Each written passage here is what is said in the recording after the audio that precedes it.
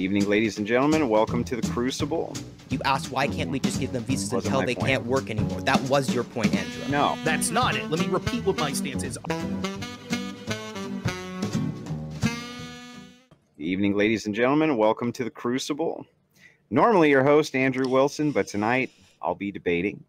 Rob Noerr will be my partner, and we're going up against Bunk in Sondsol on the topic of immigration. Today was kind of a hectic day. I wasn't able to get thumbnail created in time. We kind of didn't know if we were even going to be able to do the debate, but we were able to kind of pull it off last minute. Synth's going to moderate for us. Of course, shout yourself out, Synth. Tell everyone where they can find you real quick.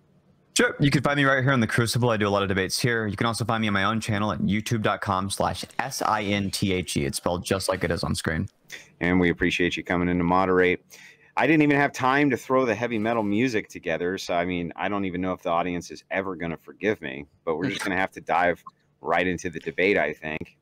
So there's Rob Noerr and Bunk and Sondsol. It's good to see all of you guys. Hey, it's good to see you too. Happy to be here. Gone. All right. Well, I guess we're the we would be the challengers, so I guess we would open, huh?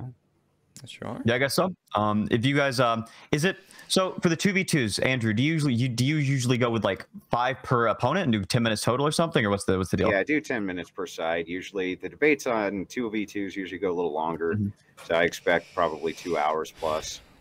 All right, sounds good. Yeah, that's kind of my expectation. So, is everyone good with that? Yeah, that sounds good. I'm fine. All right. Sounds fantastic. Yeah, so sorry to everyone out in the chat. Usually we have these things far better organized. It just happened to be one of those fucking days. But also this Sunday, you'll be able to catch James for Modern Day Debate. He'll be coming down to visit for a while, give us the behind the scenes on some of the stuff's been going on there. And Alex Stein, Primetime 99, will be here the 14th. Got a whole bunch of shit, including a second Sticks and Hammer debate. Just more shit than I know what to do with on the Crucible. All that stuff's coming up. So I'll let my partner give an opening, and I'll go right behind him, I guess. Okay. Yeah, so I get called into the last debate. I believe the topic is just immigration, problems with it, and policy suggestions, I think is the topic. So I think we'll disagree with our opponents here in that I think that immigration is vastly overdone in this country, both legal and illegal immigration. The vast majority of the problems are illegal immigration. Now, I shouldn't have to say this, but I will for all of the Sondsol and Bunk fans out there. I think that if you are a legal immigrant, regardless if I agree with the policies that brought you here, you are every bit as much of American as me. I don't care what your religion is. I don't care what your ethnicity is. If you are a legal American and you are here, our government should be working for you just like it should be working for me. And if you've only been here 10 minutes, the government should be working for you just as hard as it is working for me or anyone else. End of story. Some of the greatest Americans I know are immigrants. They're hardworking. They know a lot about the history. And many of them fight years to come here because they respect that this is the greatest country in the history of the world. And they want to be here because they understand the freedoms and the opportunities that are offered. And I applaud all that. Having said that, I think that we were greatly overestimating how much immigration we need and that we accept. And the reason for that, I think, is primarily one, because there is an attempt to change the amount of people to kind of change our national idea. They don't want nationalism. They want a form of globalism. And the best way to do that is to flood the country and have policies that are damaging to the poor and working class. I believe immigration is a step in going in that direction. They want everyone reliant on the government, and particularly illegal immigration is a great way for them to actually harm the working class and be able to do that.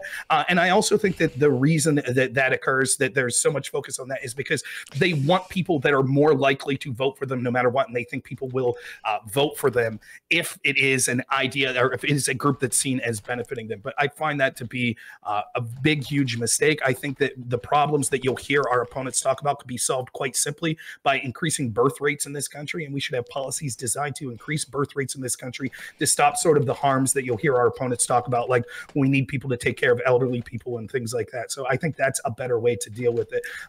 I'll just say this. I don't have a lot to say in this opening, but maybe we'll get into a debate. I know Sondsol, I don't know Bunk as well. Maybe we'll get into a debate where they want to cite evidence heavily. That's fine. We can get into that game if you want. But isn't it funny how all of these experts always talk about things like they'll say, the Cato Institute, the libertarians, and, you know, the big socialist types, they all say immigration's good and it's all good and it's all a net benefit. And you'll be like, yeah, but that's not how it plays out in real life. No, the experts say it. The experts say it.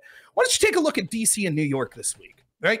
The same people that said all of these towns on the border, right? They should just suck it up with millions of people pouring through. They should suck it up. As soon as Texas starts busing those people to DC and New York, all of a sudden this is an incredible drain on our services. It's a drain on our education system. It's a drain on our welfare system. This is a national emergency. We need the National Guard. And those are the same sort of people that would have cited the Cato Institute and all these other institutions to you saying, oh, immigration it's fantastic. Even illegal immigration, it's great. It's just they're better than Americans. They don't commit crimes like Americans. They're great people. They're the ones that are filling all those jobs you need. It's heinous. It's terrible. And the way it plays out in real life, yes, it turns out that a lot of the experts, just like we're seeing with sort of the scientific field, a lot of the experts are willing to say whatever the people paying them will say. And Republicans and Democrats for a long time both had different reasons for supporting mass amounts of immigration. And the Republicans did so because it benefits their corporate friends and lobbyists, because it's cheap labor for them. But the people that suffer the most are the poor and working class, particularly poor people that Democrats claim to care about. And those are poor people in demographics that traditionally don't have a high standard of education. So where illegal immigrants are primarily going to are inner cities, and they're directly competing with usually low-skilled labor that happens to be in those inner cities, people that are black. And those are the people that are paying the most. When you look at like the increases in GDP that allegedly come from things like illegal immigration, what you'll find is that's almost totally offset by the increased use of welfare services that they use, and at the expense in driving down wages of people in that low-skilled labor camp of American citizens. So it's always funny to watch people on the left that cheer for these sort of things for humanitarian reasons all of the sudden not really care about black Americans and poor Americans that they claim to care about. You also hear them say things like this. They kind of get themselves in a double bind, which I'm sure will come up in this debate. They'll say something like this: well, we need this cheap labor, or think what the cost of your avocado and apples will be, and things like that. It will drive things through the roof. And then I'll respond by saying, oh, so you want to have cheap services off the back of backbreaking labor of poor people that from other ethnicities that come here? And they'll say, no, we should pay them a living wage, which is a double bind, because what that shows is if you were forced to pay them more, then the price of your avocado and apples and et cetera would go up anyways. Instead, we should be paying Americans working wages and not subsidizing these industries with low, cheap labor that's not beholden to the same sort of laws that we have here. Last thing I'll say is this. Milton Friedman said it best. You could have a welfare system or you could have open borders, but you can't have both. And so if they want to give up the welfare system and say that, hey, if you're a hardworking person, fine, so be it. You could be here, but there's no assistance for you whatsoever. Fine, that system is workable. But it is not workable to have a system where we give out all of these government benefits to anyone who crosses the border, where we have every Democrat that was on the stage for president say that it shouldn't be a crime to come here illegally, where millions of people come, where they're put into places politically that they think will benefit them by changing demographics to encourage people to vote for them, like Texas or Miami, where we see the Biden administration shipping these people. To be able to cheer for that, I think is incredibly heinous. We see the abuses that's occurring through coyotes that are trying to traffic these people because of these policies. And any policy that doesn't start with securing the border, even if you're well-spirited and think that there's good reasons to increase the amounts of immigration, if we don't start by securing the border, it's a non-starter. And the reason they don't do that is because it's intentional. They do want this country flooded because they do want an erosion of national borders. That's part of their goal.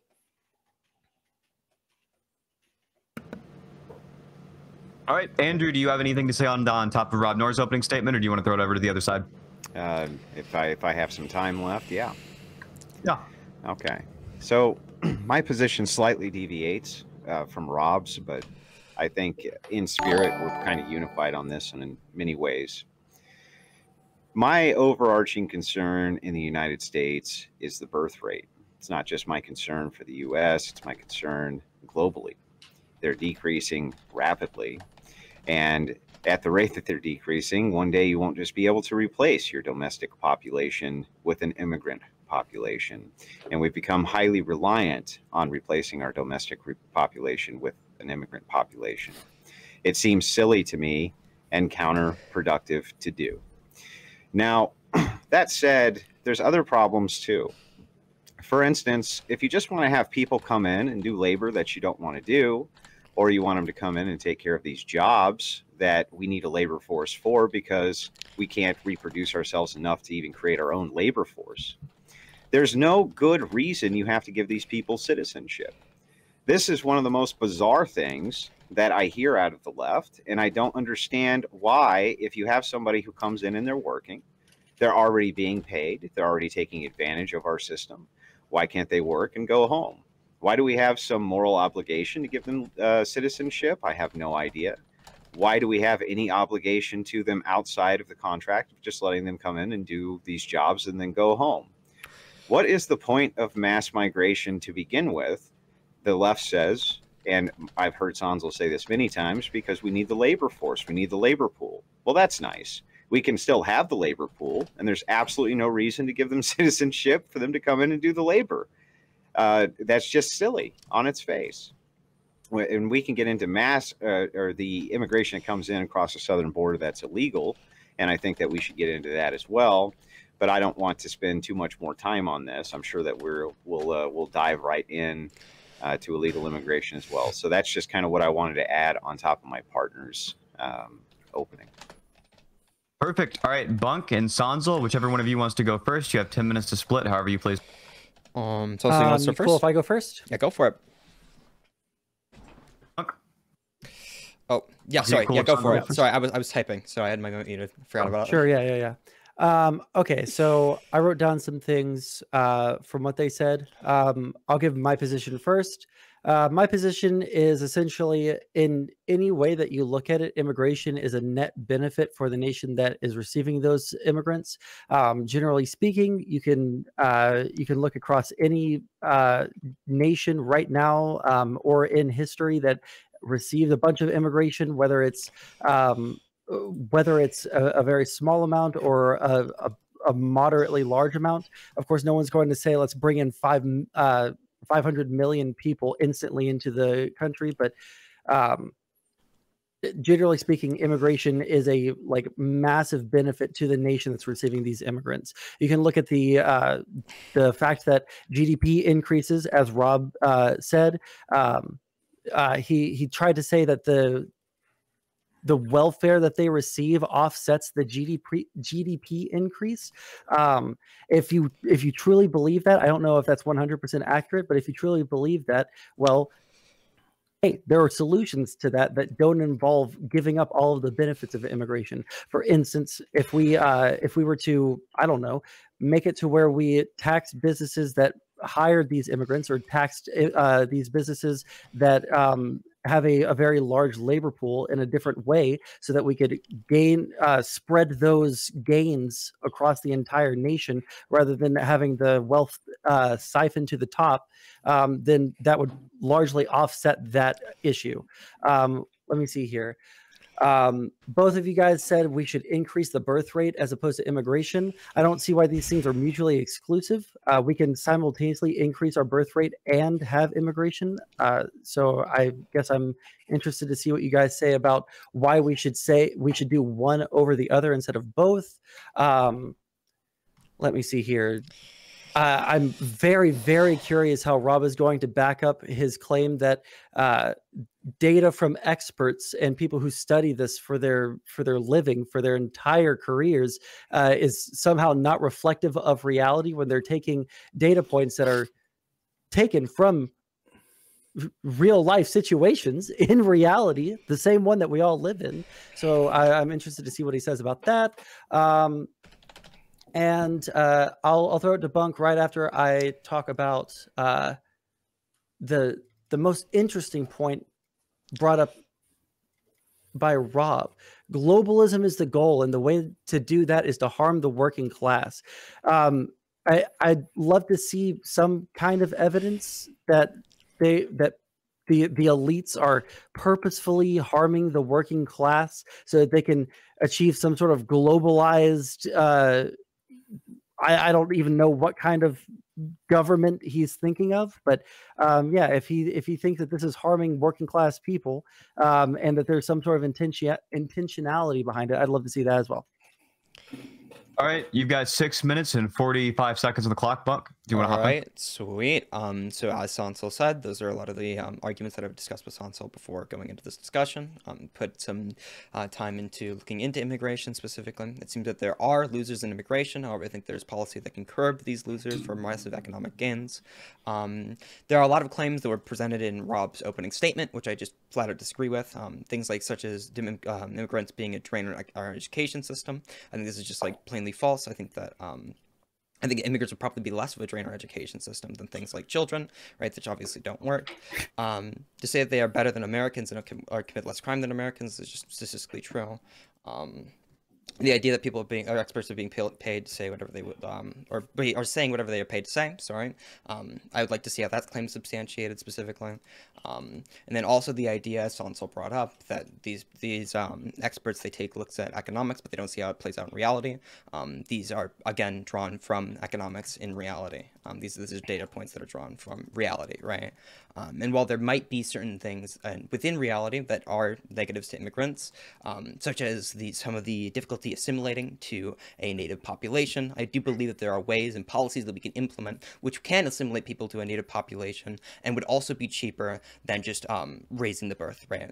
And again, I don't have a specific opposition to raising the birth rate, but it seems to be that raising the birth rate, the argument to raise the birth rate is just an argument to incentivize people to have more children. It's not an argument against immigration specifically. Yeah, that's I think that's it. All right, so if you guys want to get into the back and forth, Andrew, you're currently muted. Yeah, I was saying, do you mind if I respond to some of this real quick, Rob? If you want to jump No right in. problem. Yeah. So first and foremost, you guys didn't address one of my primary arguments, right? Have you guys ever heard the term "having your cake and eating it too"? I'm familiar with the term. Yes. Yeah. So I didn't propose that you have to cut off immigration for the purposes of labor. I said you don't have to give them citizenship. Oh, we can get to that. Yeah, sure. Why do we need to give them citizenship in order to bring them in order to do labor, Bunk? Can you explain this to me? I sure want to know. And from you too, Sondsol. Yeah, sure, obviously. So you don't need them specifically to have citizenship to do labor, but they also contribute other things to the economy by being citizens, such as being a large, demanding certain types of labor, right? Obviously, people are going to contribute to economy. Wait, what? No, back up. They I don't even know what you just said. What did you just say? Okay, I'm sorry. I'll slow down. I'm sorry. So, despite the fact that they can also work, even though they don't have citizenship, they also demand different types of labor themselves.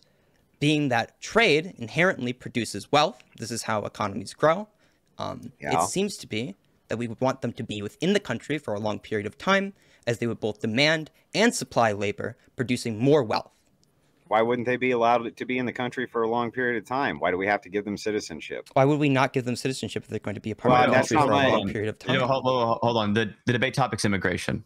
This is immigration. That's you're saying citizenship status. The debate topic's immigration. Well, I mean, don't you think the two things are intertwined? They could be intertwined, but unless you're saying this is the reason why immigration is I'll just clear it up. Like, is your side's position that they should have citizenship or not? If they say no, fine. We'll move on from the point. All immigrant. So my question for Andrew would be, if we you need to answer mine. You need to answer mine. Well, really quick, I have a clarifying question. All right, you got to listen to mine. Hold on. Go for it. Hold on. And if Andrew or Rob, if either of you can tie this back into a reason why immigration itself is good or bad, then it's fair game. Otherwise, it's not under the subset of the topic. I mean, I will tie it back in this way. Like, it's the way the debate might have to do about immigration, but the position is each of us have a stance on what we think our immigration policy should be. And if their policies is that we should give a considerable amount of these people citizenship, then I think it's fair ground for us saying that we think that's a mistake. Yeah, but not to mention there's a huge difference between having work visas as an immigration policy versus having a citizenship-based immigration policy. That seems like a huge... That seems like a huge distinction and part of the immigration policy that I'm advocating for. Sure. So would you be in support of giving everyone work visas so that they're brought into the tax base, so that they're paying into the system? And so that... Hang on. Wait, hold Sondsol. on. I'll answer your question. I will. But I know I wasn't finished with my question. Well, neither was I. Let me get back to Bunk, where I was having this back and forth with him. Yeah. And I was trying to figure out, all he did was ask me the question back. I want you to justify I can actually justify it for you. Okay, then please do. All right, fantastic. Andrew, if you agree with me in the statement that having people within our economy that also demand product for a large period of time is good, right? You agreed with me on that, right? It can be. Okay. If you agree with me on that, then it would also follow that we'd want them in our country for a long period of time. One way of incentivizing them to be in our country for a long period of time could be to give them citizenship status. Well, I'm sorry. You can incentivize people to come into your country for long periods of time by paying for their them. life. You would agree. You would agree. You would want to well, pay why them do we, for their life? wait. No. Why would we want them for life? Why would you want elderly people? And why would you want the infirm or the disabled, for instance, if you can send them back to your country when their visa's over? How long? So do are you you want saying that we should exploit people for their labor, and then as soon as they are no longer whoa, benefit to our country, exploiting people for their Okay. labor? well, if you're hang on. going to What's send the them back, hold on, exploitation? whoa, hold For on, holy shit! example- Can I fucking say Okay. a goddamn thing? What's the without you interrupting? exploitation, Sondsol? Oh my god. Well, if you were to bring these people in until they were infirm or old or what the fuck ever, and then immediately kick them out, I would call that exploitative. How is instead it of, like, exploitative? because you're only bringing them in for their labor. Well, I'm instead sorry of, if you have a job and you can no longer do More the job. than exploitative. Right? It's right to Do you work. think It's people right. will hang go? On, hang on. Do you want me to answer to his question before you ask? Well, I one? would like to get back to our back and forth, but Well, Shree can hang answer his on. question first. I think it's reasonable. He's your teammate. Just a second. Let's let Andrew have a chance to respond to what Sondsol said Yeah, first. that's really cool. He's your fucking teammate, dude. So here's the thing, Sondsol. You probably right now live in a right to work state. If you become infirm at your job, they could just fire your ass, right? Yeah, And there's nothing you can do about it. Why in the world would we have I think these that's different? a little bit different. Why would it be in any difference in justification for just bringing a person in for their labor? They work until you're done with their work. They're getting all the benefit of all of that money. We're getting all the benefit of all of the taxes. Everybody's getting all of those same benefits that you want, except we don't have to deal with all the bullshit if there becomes a problem with infirmity or different things like this. They're already sending all those things back to their own nations, to their own countries. Okay, so okay, Bunk, you go ahead. I'll address All right, that in a sweet. So second. to address your point, why can't we keep them there just for their working life? Obviously, people build up communities, they build up connections with people. Wasn't my if we point. expect somebody, well, no, that was your point. You asked why can't we just give them visas Wasn't until my they point. can't work anymore? That was your point, Andrew. No, that was just an example that was given within the Okay, confines well, of your the question that he example, asked. your example doesn't work, and I'm going to explain to you why your example doesn't work. I can't wait. All right, fantastic. Will you let me get to it? So the problem with this is that nobody would ever take the deal to work their entire life in a country just to be thrown out of the community and forced to leave whenever they're Like illegal completely immigrants? unable to work. Like illegal immigrants, Bunk? Wait, illegal let the immigrants Bunker are getting finish. thrown out systematically whenever they can't work anymore, Right, Andrew. How do you they think come illegal into work immigrants anyway, work? Bunk. They come into work anyway, even though they're still Do going to you get think thrown they're out, getting Bunk. thrown? No, Hold on, illegal not immigrants because aren't they're always getting old or thrown out. infirm. They're not getting thrown out because they can't work anymore, Andrew. They aren't systematically thrown out when they can't work anymore. No, That's but it's not the how incentivization. immigration. You You're said right. That people- isn't how it works. So why You would you said insinuate that's people- how it works? Bro, you said people would never come here to work if you wouldn't give them citizenship, and yet there's all kinds of people No, that come in here people to will work come all the here to time who we work. don't What give we were saying citizenship at to. People all. will I don't know what come you're here talking to work. about. That's not at all what I'm saying, Andrew. Can I clear it up, Bunk? You tell me. Can I steel man you, and you tell me if this is what you're saying? Go for your it, Rob. claim. Your claim. What I heard was, well, if we didn't give them citizenship, and if we just said, hey, when we're done with your labor and you can't work the way we want, we'll just kick you out of the country. You said no one will do that. Is that correct? That's what you said? Well, it's more than nobody will do that. They also produce. They also what you are said, somebody though, who Bunk. demand. Well, yes, but it's more than that. It's. I will also say that very So few you get to people will make do that. qualifiers, just we can't. Well, No, no, I that, stand by the if I could just interpretation. finish my point, Jesus that fucking if I could Christ. just finish my point, I that didn't is say you're that not is allowed what to you make a said. And qualifier. Yes. real quick, you're going to say there's I other want reasons to- that I we really should give want them to. citizenship. That's fine. I'll let you say that, but just All let right. me finish. Sweet. You were just factually incorrect on that point. You were think that- absolutely wrong. Okay. People, in fact, you hear this all the time, right? People say the countries they're coming from are so terrible that they love coming here. And even if they don't make as much as, even if they drive down the labor market because they're increasing the amount of people that are vying for that job, still it's so much better than where they would be back home. So you're just fundamentally wrong. People would That come doesn't counter even my if they Rob, knew. hold on. That Even doesn't. if we were upfront with them. Rob, just real quick, okay? Because that doesn't counter my point. I really want to clarify what my point is to you, okay? All right. So what I'm After Bunk, talking I need to about go, is please. specifically people build up community. They also demand things whenever they can't work anymore. We can put that aside for a later date.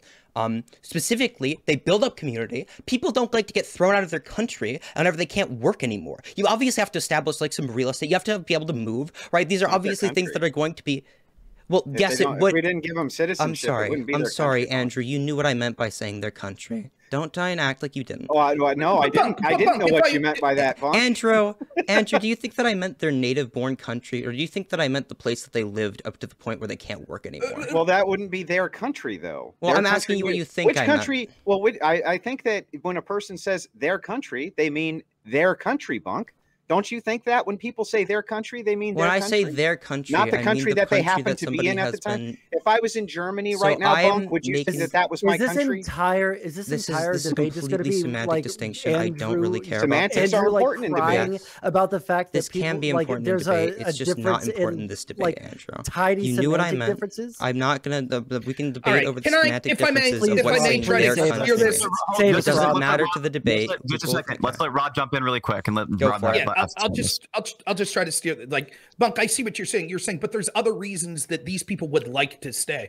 There are other Perfectly reasons true. people would I like don't to see disagree. us. Please, Bunk, let me finish. I agree with that. There are other reasons they'd like to stay. Your factual claim is incorrect, that people wouldn't come if we told them up front, if we were complete, and it wouldn't be exploitive either. If we told them up front, you're willing to come, we're willing to have you on a temporary service. You're not going to get citizenship. Whenever we think you're more of a drain on our economics than you're a benefit, we're going to send you home. There would still be people willing to do that. And I think the fundamental question, real quick, I think the fundamental question that I would like to ask you two is, are you for increasing immigration and in a general status because it is beneficial economically to the United States? Or are you up for it for a greater reason or more of a reason that you think it is the moral thing to do?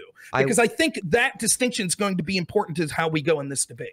Well, the Okay, reason really quick, I do anything is because I think it is the moral thing to do, right? That it's something we should do, right? That would be the response. So you to the think question morally here. we should have open borders? Or you think, Who said how many open people borders? should we Why- take why morally? is- Well, Hold on, I really have quick. no I'm idea. fucking As much jump as in the here. labor Hold market on, demands, Bunk, really my quick. dude. I am Bunk, not really an quick. I'm expert on jumping in. immigration. Am I I can't give muted? you the exact numbers. No, you're not muted. Hold on. Okay, Let's holy not- shit. I've tried you to wanna jump fucking in? say something like a million Sure. fucking times. Okay, It's a really heated quick. panel. Rob, okay, you know what? I agree with you. If we like upfront told people that you know, as soon as you're no longer useful to us, we're going to kick you out, that would no longer be exploitative. And I do think that people would still come over here. I agree. Okay. But like That's the status quo. Huh? That's the status quo. Right. No, it's not. Okay. Yes, There- we, there- that, it no, is. these hold on, people whoa, aren't whoa, whoa, coming holy assuming they'll be fucking citizens. shit, dude. I just Okay, really want to quick, defend my quick, original statement. Rob. No, you're done. I'm going to fucking speak. Okay. Yeah, So, go on. okay. So there are like two different conversations going on here. Number one, I don't think either of us have like said that we're saying that we should bring in a whole bunch of illegal immigrants. Okay, all of the arguments that you guys have put forward so far in regards to, oh well, should we be granting these people citizenship? Why not just bring people in and take their labor and then ship them back when they're no longer useful to us? Like, is this your prescription for all immigrants, legal and illegal? Anyone that comes into our country from outside of our borders? Because that's what the implication is Well, right now. no, Sondsol, that's not the implication. It is the implication I because can that is prove the to you argument. that it's not, Sondsol. Okay, well, right. This is the reason that's the implied position. I can't wait to because hear it. because you are saying this for all immigrants. All immigrants are a drain on our system. All right, unless you want to clarify that, and not all immigrants are a drain on our system. Only Sondsol, the you're building illegal a ones. straw. You're building a No, straw man. I'm clarifying. Well, with you okay, guys well, right now, you're building okay? a straw so man. is that what your position is? Or No, so let me tell you one Sure, more go ahead. time. The reason that this came up is because the only argument that you have for mass migration into the United States is to take care of a labor problem. That's it. So that's it. Then there's no other benefits that you cited other than economic. You have not cited anything other than an economic benefit. So I'm saying I can give you the exact same economic benefit, but we won't have the cultural cohesion issues that come along with that economic benefit because you just simply don't have to give them citizenship and still get the economic benefit. I can give you several. If they're here for 50 years, what is the difference between giving them? Hold on. If they're here for 50 years, what is the difference between giving them citizenship and not giving them citizenship? We don't have to pay. We don't. Hold on. Whoa. Hold on. When you're talking about cultural fucking cohesion, we don't. How does that have anything to do with what you're talking about? We don't have to pay for their infirmity. 1, 2, they can move back. How does that have to do with culture? 2, they can move back and forth between their native nations, just the same exact way that Japan does it when they've opened up their nation to allow in 500,000 workplace visa migrants to come in and do jobs because their population is on the decline. Now, you can give me an outlier example of somebody who's been here on a work visa for 50 years, but that's not generally how the status quo works. Hang on. They come in, they do a job they've been contracted to do, and then they go home. That's the way that it's usually done. Not that they stay here until they're 50, 60 years old, but even if a lot of them did, Why would we want to pay for the infirmity when they have been taking the money out of the United States, sending it back to their own home nation that's been getting taxed in their home nation, enriching them? Why can't they pay for their own? Because they far won't outside be of the sending back their me money if they're finish. getting citizenship within the Let country, me finish, Andrew. and then it was like Well, three I'm words. sorry, Andrew. I Three would like for words. you to get through. Okay, sure. If you have Three more words to go, bro. go I was for it. almost done. All right, Okay. sick. Rob, I'm suffering. So since the money's going back, right? And yes, it would be going back. Why wouldn't it be? Why would they be here getting work for except to support a family or to support relatives or because their dollar's worth more? Of course, it's a lot of it's going to be taken out in remittances. So yes, What happens they're when money still leaves the already country? benefiting. Why do we have to pay for their Well, infirmity? hold on. What happens when we send money out of the country? One, and then two, the second part of it is most people are not going to be staying here on work visas until they become old and infirm anyhow, Sondsol. Okay, what happens when money is sent out of the country on remittances? What do you mean? What's the process? No. What happens to that money? Well, I mean, it depends on where it's being sent, why it's being sent there. We're talking about immigration remittances.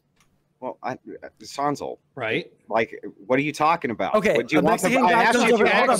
Hold on, wait, hold on. Whoa. A Mexican Go guy ahead, comes Sondsol. over here. A Mexican guy comes over here. Yeah. He starts a job. He gets some money. He sends it back home. What happens to those dollars? They Those get U.S. spent. dollars. They generally get spent within that economic system instead of our Wrong. economic system. Wrong. That's not how remittances work at all. Because Okay. when you send money over to someone, you're using Wells Fargo or some other money wire system. Okay, what happens? You're to saying those dollars? because we get a piece, Sondsol, for a transfer fee? No, Hold on. because Sondsol, no. Yeah, okay, so when it gets sent over there, they have Mhm. to change those over to like pesos or something like that, right? Yeah. So that money is now in the hands of whatever money exchange they use to get the pesos from those dollars, right? What happens to those dollars? Those can't be spent in fucking Mexico. Usually what happens to those dollars, they keep a certain amount on hand so that they can still do some amount of exchange, but they also, guess what? Invest those dollars in American businesses, because guess what? American dollars can only be spent in the United States. I'm super confused, Sondsol. So let me just make sure I got this correct. Let's say pesos. This isn't correct, but let's just say a dollar was worth 4 pesos, and I went to Mexico and I gave them my $1 for the 4 pesos that they give me, and then I go spend the 4 pesos. Are you saying that the United States is going to get the same $1 economic value back somehow from that $1 that was already exchanged in Mexico, Sondsol? Yes, because that dollar is going to be invested Then into you our have stock got to be market. the dumbest That's fucking exactly human being. how What do you? Wait, how the It's fuck just do you us, think? Sondsol, How the you're fuck getting do you on this. think? What do you mean? Hold on. How the fuck do you think Hold on just a currency second. works? Whoa. Okay, Bunk, you haven't talked for a while. You're trying to get in there. Hop in. Okay. Sweet. So the point I'm trying to get at with say. citizenship is that it incentivizes people to set up shop within America in order to use American businesses to invest within America. They have some kind of incentivization to actually build their life within America. The people are more to an economy than just what they do for labor. They're obviously going to be people who are going to be demanding certain types of products and certain types of services. That is my entire point. Okay, if I can, first, I just got to say real quick, Sondsol, that's one of the dumbest arguments I've ever heard. It just doesn't make sense. For example, Sure, tell me why. Andrew would decide, please, I'll explain real quick. If Andrew would decide to go to an awesome taco shop with his 4 pesos and spend those pesos at that taco shop, that labor of the man who made that or woman who made that taco that Andrew enjoys, he's getting the benefit of those pesos. That person is in Mexico and then will then spend that money in Mexico. If Andrew decided to go to a taco shop in California, the person who gets that money and then re-spends that money would totally be American. Why don't we send all of our money to Mexico, Hold on. Sondsol? Why don't we send all of our money to Mexico? Because we're going to get the Let's same amount of value here. This is so Hold on. dumb. Let's have a chance to address Robin's point. Okay, so I don't know what you guys think happens to money when it gets exchanged into a different country. I don't know if you guys think it's like Full Metal Alchemist and they draw the transmutation circle and then fucking turn the dollars into pesos. But like those dollars are still US dollars. They get exchanged for pesos through some sort of money exchange service, but those dollars don't just fucking disappear. Those dollars have to find their way back to the United States. That's how this works. This is objectively correct. I don't know what the fuck you're talking. It doesn't matter. Hold on. I haven't finished. I haven't finished. I haven't finished. You have to fix something. I'll give it right back to you. But we have to somebody has their fucking phone buzzing into the microphone, and the audience is bitching about it. I hear it too. Who's got the ghetto Nokia phone? No idea. I don't hear it. Somebody's buzzing. Somebody's phone's buzzing, and it keeps buzzing over and over and over again. Okay, somebody's is. Check yourself. Just go ahead, Sondsol. Finish your statement. Okay, cool. So Sure. I don't know why the fuck you guys are bringing up the labor that was expended in the United States is being spent. Like, I don't know if you're like a Marxian like kind of dude and you're trying to say that there's like a labor theory of value. I'm not entirely sure what the fuck you're trying to say here, but that's just not how it works. Okay, Sondsol. If I can jump in here, if I just tell me why. So then we don't Sonsol's, send... please, Andrew, please let me handle like so. In Sonsol's estimation, based on what he just gave, well, if that dollar is spent in Mexico, it's still the same amount of dollars in existence. Therefore, the value of the dollar is the exact same. So in Sonsol's mind, there's no reason to measure things like GDP. How many dollars exist? That's how many dollars exist, no matter what. So if we want to double the value of the dollar, we'll just print double the dollars because now there's twice as many dollars. And those dollars exist. That's all that matters. The value, we could stop, every one of us could stop producing things tomorrow and stop working. And the economy would be the exact same because the same amount of dollars would be in existence. This is just literally dumb. one of the dumbest. No, it's tangential to the point. It's to me, I think this isn't even important to the debate we're having, but it's just baffling how stupid this argument. It's just one of the dumbest arguments I've ever. I sincerely. You can keep on saying it's dumb. Everyone listening knows this is you just dumb. have no idea about what how currency works. I guess. Which is I do. Surprising. I absolutely have an idea of how. Okay, the dollar isn't spent at the taco stand. The dollar is spent at the exchange. It doesn't matter, right? The people that get the exchange are people that are nationals of Mexico. So the value of the dollar is a symbol that represents goods and services produced in the United States. That's what the dollar is. Those goods and services, the benefit of that, it's now purchasing goods and services in a different country. So the benefit of that dollar and it was created used is going to purchase pesos. So, it was used to purchase pesos, and that dollar is going to be spent back in the United States. It doesn't have to be. The dollar, or it could be. Where else are you going to spend a U.S. dollar other than the United States? Where are you planning on spending it? Listen, I'll give this to Rob, okay? They might not spend it back in the United States. Maybe they think that the dollar is going to appreciate in value, and they hold on to it for a little bit. Either way, like that dollar's not getting spent in fucking Mexico.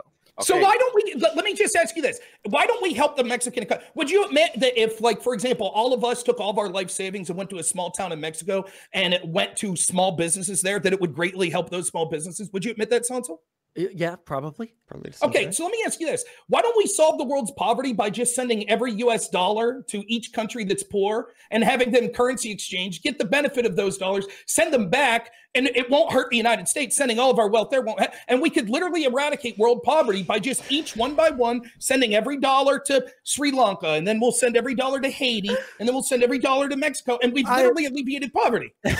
I literally don't even know how to fucking engage with this fucking argument. This is like unbelievably fucking brain dead thing I've ever heard in my entire life. Right. Like I'm not saying well, hold the fuck up, Rob. I'm not saying that like again, you're like pretending like we're like transmutation circling the dollar into something else. Well, hang on. What are you saying? What are you saying happens with the value of the dollar? Jose comes over to Mexico. Okay, Jose comes from Mexico. He works in America. He's working at some lawn business. Okay, he gets paid $500 per week. Okay, he sends $250 back to Mexico to his family. They can't spend that $250 on their rent because they don't accept American dollars as their currency. So what do? They go to an exchange and they purchase pesos with their dollars. Well, okay. Now what? Hold on.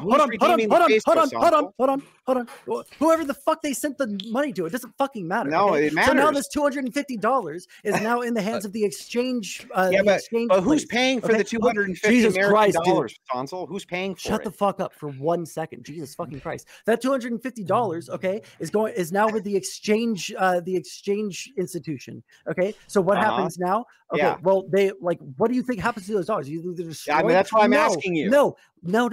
What happens to those dollars is they have to spend that money who does? In the United States. Who? The exchange. The exchange has to spend the dollars in the United States. Is that yes? Right, yes. Okay, so I just want to make sure I got this clear. Okay, You think that if somebody goes to Mexico and goes to an exchange and gets 4 pesos for $1, that's not the exchange rate, but we're just saying for the purpose of the hypothetical. Now the exchange has $1, but they gave $1's worth of their country's currency for that $1, right? That's right, right? Okay, yes. So that $1 that they exchange, they're going to give back to the American government. And what's the American government going to give them in exchange? Not the American government. Not the American government. I'm not saying. Well, they might buy like treasury bonds. Well, okay, wait. So now, wait, hang on. The stock market. The stock market. Fuck up, Sondsol. So the value of the $1 now, right? Who has to pay for the value of that $1, Sondsol? Who's paying for the value of the $1 from the exchange? Who's paying for it? How does the United States get the money back? What are they giving the other country for that $1? They're giving them something, right? What are they giving them? They're purchasing stocks. Or any number of different things. Or real estate, or like any kind of any kind of investment. The value of it, the value. That value doesn't change based off of this. Sondsol, listen to me. Okay, hold on. Because you're just not getting it. I don't understand how you're not understanding. Start over. Hold on. Let me start over for me. Okay, listen to me. If you go to Mexico and you hand them $1 in an exchange or whatever, and they give you the pesos for it, okay, that $1's now been paid for, right? And now that's owned by that Mexican exchange or whatever, right? They exchange it for the 4 pesos. Okay, so then they exchange it back to the United States for what? Do they just give it back to the United States for free? No, they purchase things within the United States. So they're getting something of value, right? Okay. So the value is now in Mexico. Right. The value is still in Mexico. Is now in Mexico. Why do you not get the value of the company that is invested in increases? How do you wait? Hold on. This is unreal. Can we just move past this? I mean, literally, you guys are out of your league. If I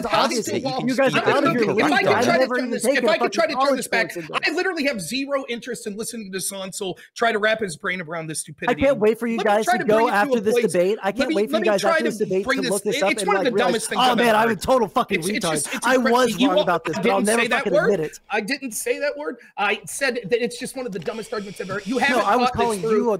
You haven't thought this through. It's a stupid argument. Now, let me try to bring this back to something I think is important. I think that what you're saying is that both Andrew, and I don't want to speak for Andrew, so he can agree or disagree with me here. Go ahead, Bunk. Please interrupt me as I was about to make a point. Go ahead. Please. No, actually, it must be very important. Go ahead. Go for it. I appreciate it. For the record, like Bunk has not talked that much, right? Yeah, so, I'm not like ultra debate throwing you. Okay. Yeah. So I'm being respectful. Go for it. Yeah. Okay, hold on. Rob, go. I think that what it comes down to this, I could speak for myself, and perhaps Andrew, he could disagree if he wants, that says that I am a nationalist. I think that the role of our government is to represent the people of this country first and foremost. And when we're looking at the lens of immigration, then the lens I'm looking at it through is we don't have some sort of moral responsibility to poor people around the world, except I'd put a caveat on that, not to cause harm to them intentionally. So we shouldn't be bombing them or stealing their resources. But when it comes to immigration, our responsibility is to the citizens of this country and doing what's best for those citizens. Would you agree with that, Andrew, real quick? I would agree with it enough that it's fine. Okay.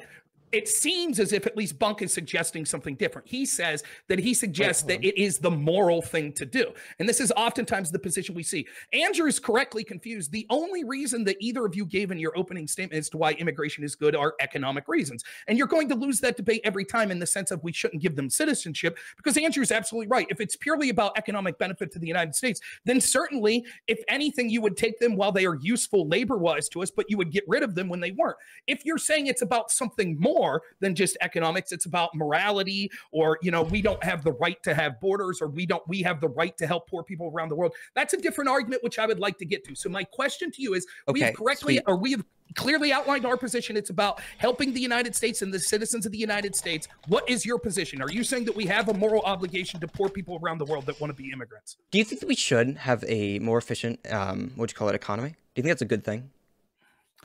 I will repeat my point. I think that I'm asking you a question. I don't want you to repeat your point. States. I'm asking you a question. So if you're asking me, is it a good thing? Think that it would be better? Don't duck the question. It's just, is it a good thing? I'm not that. Please let me finish. I never duck the question. If you're asking me, do I think it would be better for the people of this country to have more wealth? Yes, that's a good thing. That's a good thing, right? And good is like a moral word, right?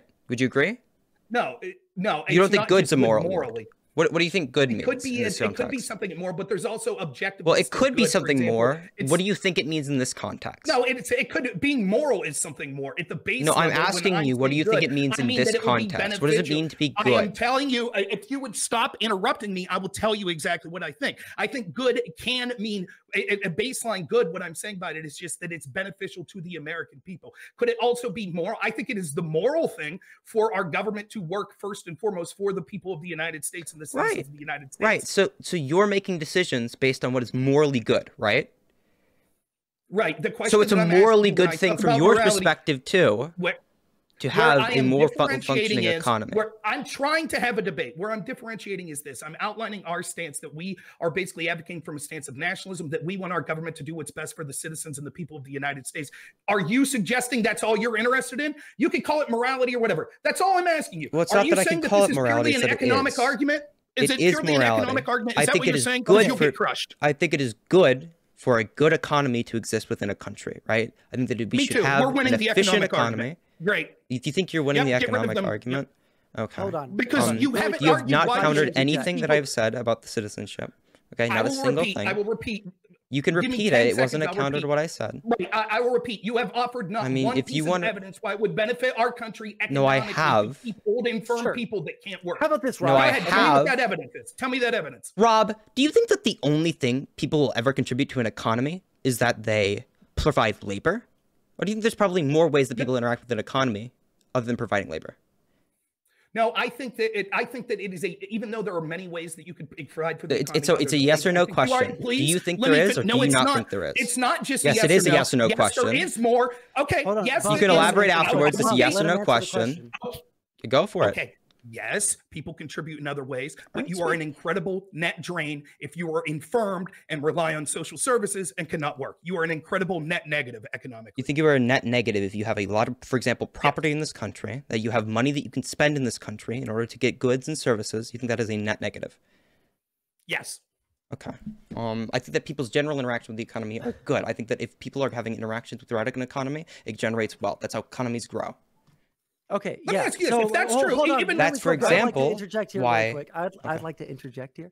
So, like, Rob, my question to you is: so if you think that like the only reason that we should ever do anything is because someone's being like economically efficient and they're like providing labor, then why don't we just like set up death panels for old people? Since there's such a drain on the economy. The answer is because they're not just a drain on the economy. Because guess what? Not the only way to contribute to an economy isn't just by providing labor. You can also, guess what, provide some amount of demand that pulls, yes, exactly, that requires so more labor to needs to exist, right? Please go on and then I'll answer. Go ahead. Sure. Yeah. You also spend money, leading to like the velocity of money continuing to like stay stable in the United States, right? You could have money in investments, meaning that you're still contributing to the economy in that way. Okay. Just because someone's not providing labor doesn't mean that they're not contributing to the economy. I don't think Elon Musk is providing any kind of like physical or like skilled labor. Most of his wealth, why would they have to directly provide labor? Hold up, wait. Just exactly. That's exactly my fucking point. Thank you. Thank you. The point. No, I don't think it was. Go ahead. If I may answer, right? Like, so the problem is that Sondsol doesn't understand my position. Sondsol is trying to make me defend the position that is the only position that him and Bunk have defended, which is that of economics being the only thing that matters. That's not it. Let me repeat what my stance is. Our governments should be working for the people of the United States. That is not just economically. Therefore, I would not want to enslave Americans to economically benefit America. I would not want to kill old people because it would economically benefit. Right. I wouldn't be a monster cheering for abortion.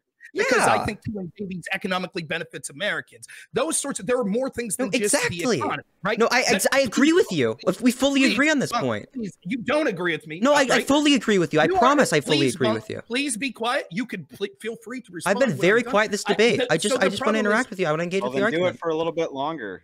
You want me to do it for? I mean, if you just want to debate Sondsol, you want me to take a step back?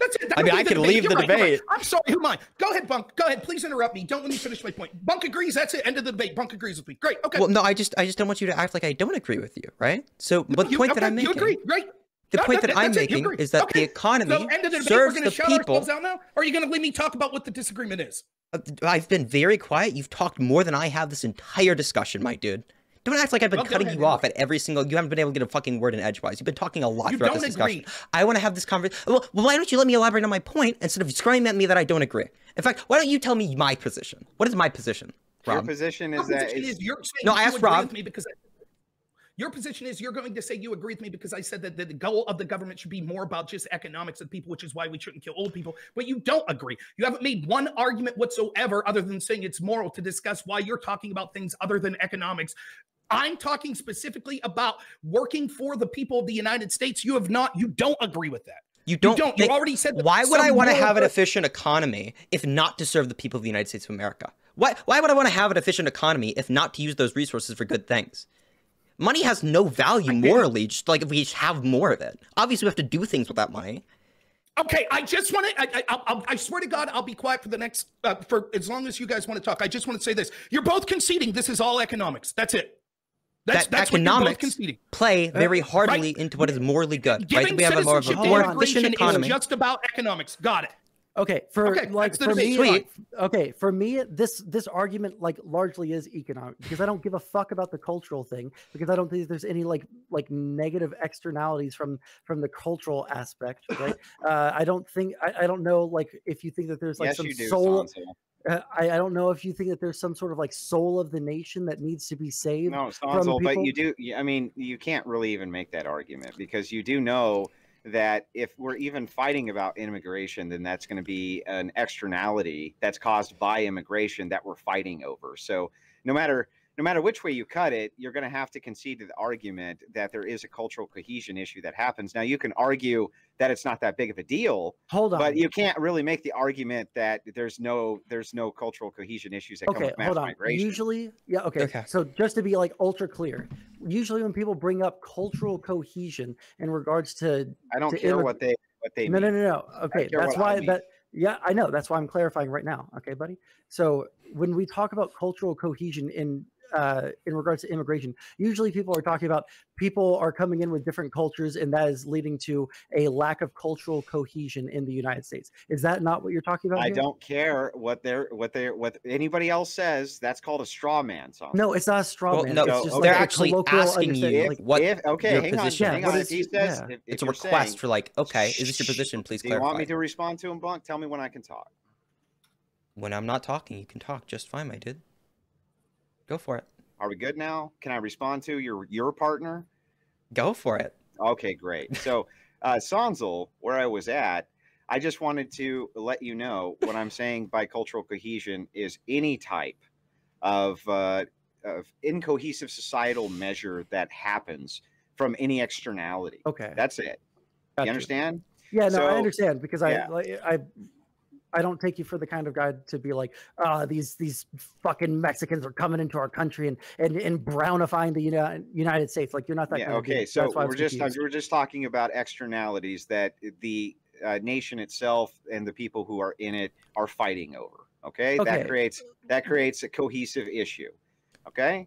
So we shouldn't have healthcare because everybody is arguing about healthcare. Well, no, Sondsol, in this particular case, though, you can make the argument that everybody needs healthcare. You can't necessarily make the argument that we just absolutely must give immigrants who come here citizenship, or how many of them we need to be a positive boon, or how many of them XXXXX. These are not analogous. They're not one for one. So to get back into this, I just want to explain to you that these it does create a cultural cohesion issue, and people are very resentful. And you do have to take into account the indigenous population and what they think about these topics when it comes to immigration. Just like if you were Japanese and you wanted to open your country up to migrants, you're going to have to deal with the blowback that comes from the resentment that might cause for people who are there. Now, you can say that you think that net gains overwhelm that. That's fine. Sure. Okay, so if I had a country full of people that believed that the earth was flat, and then I was the grand poobah of this nation, and I instituted, globe head fucking round earth theory into the curriculum of the like elementary, middle, and high schools, would I have to take into consideration the dumb fuck flat earthers? Yes. Yes, you would. Just like if I grounded the same exact way that you would say that I was creating cohesive issues in a high school if I went and said we're going to start teaching the Bible in it, Sondsol. You would have to take into account the reaction of the people who were there, how they felt about it. That would definitely be something you would have to take into account. So when we're talking about cultural cohesion, this is exactly so when what we're I talking about. when I think about like political issues, I usually don't care about the opinions of people who are factually wrong on a situation on any given topic. Okay, if I was the leader of a nation and they were all fucking flat earthers, but then I decided to start teaching people truthful fucking statements about the world being round, okay, I'm not going to care about the people who are like crying and saying, oh, well, no, maybe it's bullshit. Just kind of curved. You're maybe full of shit, and I can prove it to you. Let's use since all things equal. So all else stays equal. And Sondsol, you're the dictator, king of the United States. How many immigrants per year? I think that the current understanding, or at least the evidence that we have, is somewhere like we can't accept like more immigrants than like how many? 7. Hold on, how many? You're the king. Are you going to Nirvana? Are you going to sit here in Nirvana? Hold on. Wait. Do you legitimately think that Sondsol is in any position to answer that question? This shouldn't be done by experts. Like you're asking for a very specific data point that is in no way we could possibly discern. You couldn't discern that. I couldn't discern that. We would leave that up to experts. Hang on, you're right, but you're misframing this though, Bunk. Because I'm not misframing it. You're asking an unreasonable question. The problem, it is a valid question, and here's why it is. It's a valid question. It doesn't not make sense. It's just unreasonable to expect Sondsol to have the answer to that question. Hold on, really quick. Sondsol said, "I don't listen to anybody who's not." Hold on. An expert, okay. Right? Hold on, Sondsol. I want you to be able to get your response in. Go for it. Okay. I'm not going to let you Nirvana fallacy me and like give me the exact number of immigrants that we can accept at any given time or any given year. Okay. I think right now we have a pretty acceptable amount of immigration. I think that the greatest. Then how do you know we're wrong when we say zero? How do you know we're wrong when we say zero, Sondsol? Because you have data that immigrants tend to produce good economic benefits. Okay. Right? So wait. I was supposed to respond and you interrupted me. Go ahead. Okay? So there is some number between 0 and like 23 million people coming over the course of like 3 months. That is an acceptable number of immigrants. Okay. Right now, the greatest piece of evidence. Hard hitting between 0 and 23 million. I know that's a pretty take fucking a stance. Yeah, I know it's a really fucking difficult question to answer because it's right now the only. Give us a ballpark. Holy shit! I mean, come on, that's absurd. Do you think that Sondsol needs to have an exact piece of number? Evidence that we have that shows that immigrants cause damage to an economy is from Borjas's study that showed like, oh, well, in a short amount of time in this region of Florida, we had like an increase of like 7 to 8% of the total population. And that caused some negative outcomes in the economy of that area, right? If we were to extrapolate that to the United States, it would be like 23 million-ish people, okay? I don't have an exact number per year of how many people we can bring into the United States, right? It doesn't seem like we're bringing in too many right now because we're able to sustain our economy as it is, right? We're not having a housing shortage brought on by immigrants, like by any like stretch of the imagination. Sondsol, if you had a button, if you had a button, when I could Sondsol, get a chance to get in, I'd like. Yeah, go ahead. It's just absurd. Like when we're talking about potential things we'd like to see, like I could give you a number. I would like to see the current immigration numbers, the illegal immigration, I'd like to see completely stop. I'd like to see none of them allow them to be sent back. When it comes to current immigration, I don't know legal immigration. I don't know the specific number, but I think it should stay the same or decrease somewhat based on what each industry would need. But we should preference the people in America of receiving jobs, particularly these good jobs. That's at least some sort of answer. Can I attempt to answer the question, Sondsol? Please let me finish. You saying I would want between 0 and 23 million immigrants in the next 3 months. That's the biggest non-answer I have ever heard. You might as well say, I don't have a fucking clue. I don't have a clue. That's what you say. That's not what I said. That is what you said. No. If you want to clarify, that's fine, but that's what you said. Okay. So to be ultra clear, all right. I was kind of being a little bit hyperbolic in the way that I was saying it, or funny or whatever. All right. There's like some number that is too much immigration for us to accept at any time. that would lead to some sort of like negative economic impact for some people in the economy, right? But to what you're saying right there, why would we ever reduce our economic like outcomes just to like give people higher wages when in the long term everybody's quality of life increases by bringing these people in? Why would you artificially limit the amount of labor? Okay. Can I answer that? I'll answer. Yeah, I was just shortening it into Can you that explain one thing. it? Yeah. Can you explain to me why DC and Adams in New York, the mayor of New York City, both just complained about illegal immigrants coming in? If it's super bad, they must just be racist, right? They have to be racist because they're a complete benefit. Have they're I not called you racist at all this entire time? No, I didn't say you're a racist. I said they must be racist. Right. Okay. That's so why are we bringing this up? You're pivoting the fuck out of this question. Okay? You just said no. The question I asked you. The question I asked you was, why would you limit artificially the amount of labor that our businesses can take advantage of to artificially inflate people's wages? Because the premise of the question is inaccurate, because you're assuming that the amount of immigration that's occurring is a good thing and that it's totally economically beneficial. When we see, despite Cato Institute and other studies saying that, we see the way it plays out in real life. It's the same people that quote all that and say we have a moral obligation to these immigrants and they're the best people. I believe in the words of Bunk, he said in a quoting, please. I believe in the words of Bunk, what he said in his opening. He said it's statistically true that they commit less crime and are better than Americans. Yes, that's statistically true. They're better than Americans. No, it's statistically true. Hold on. Wait, no, that was my quote. I want to actually characterize that. That's clearly in the context of as far as like crimes. No, dear God, don't try and misinterpret my statement like that. It's obviously in the context of crime. They're better on that front. Yes, if you cut. Hold on. Okay. So what we're going to do, a quote was just given towards Bunk. Bunk is saying it's a misinterpretation, so I'm going to throw it to Bunk to clarify. Yeah, please. Oh my God. Bunk. Make him answer it. You can ask your question immediately after I clarify, okay?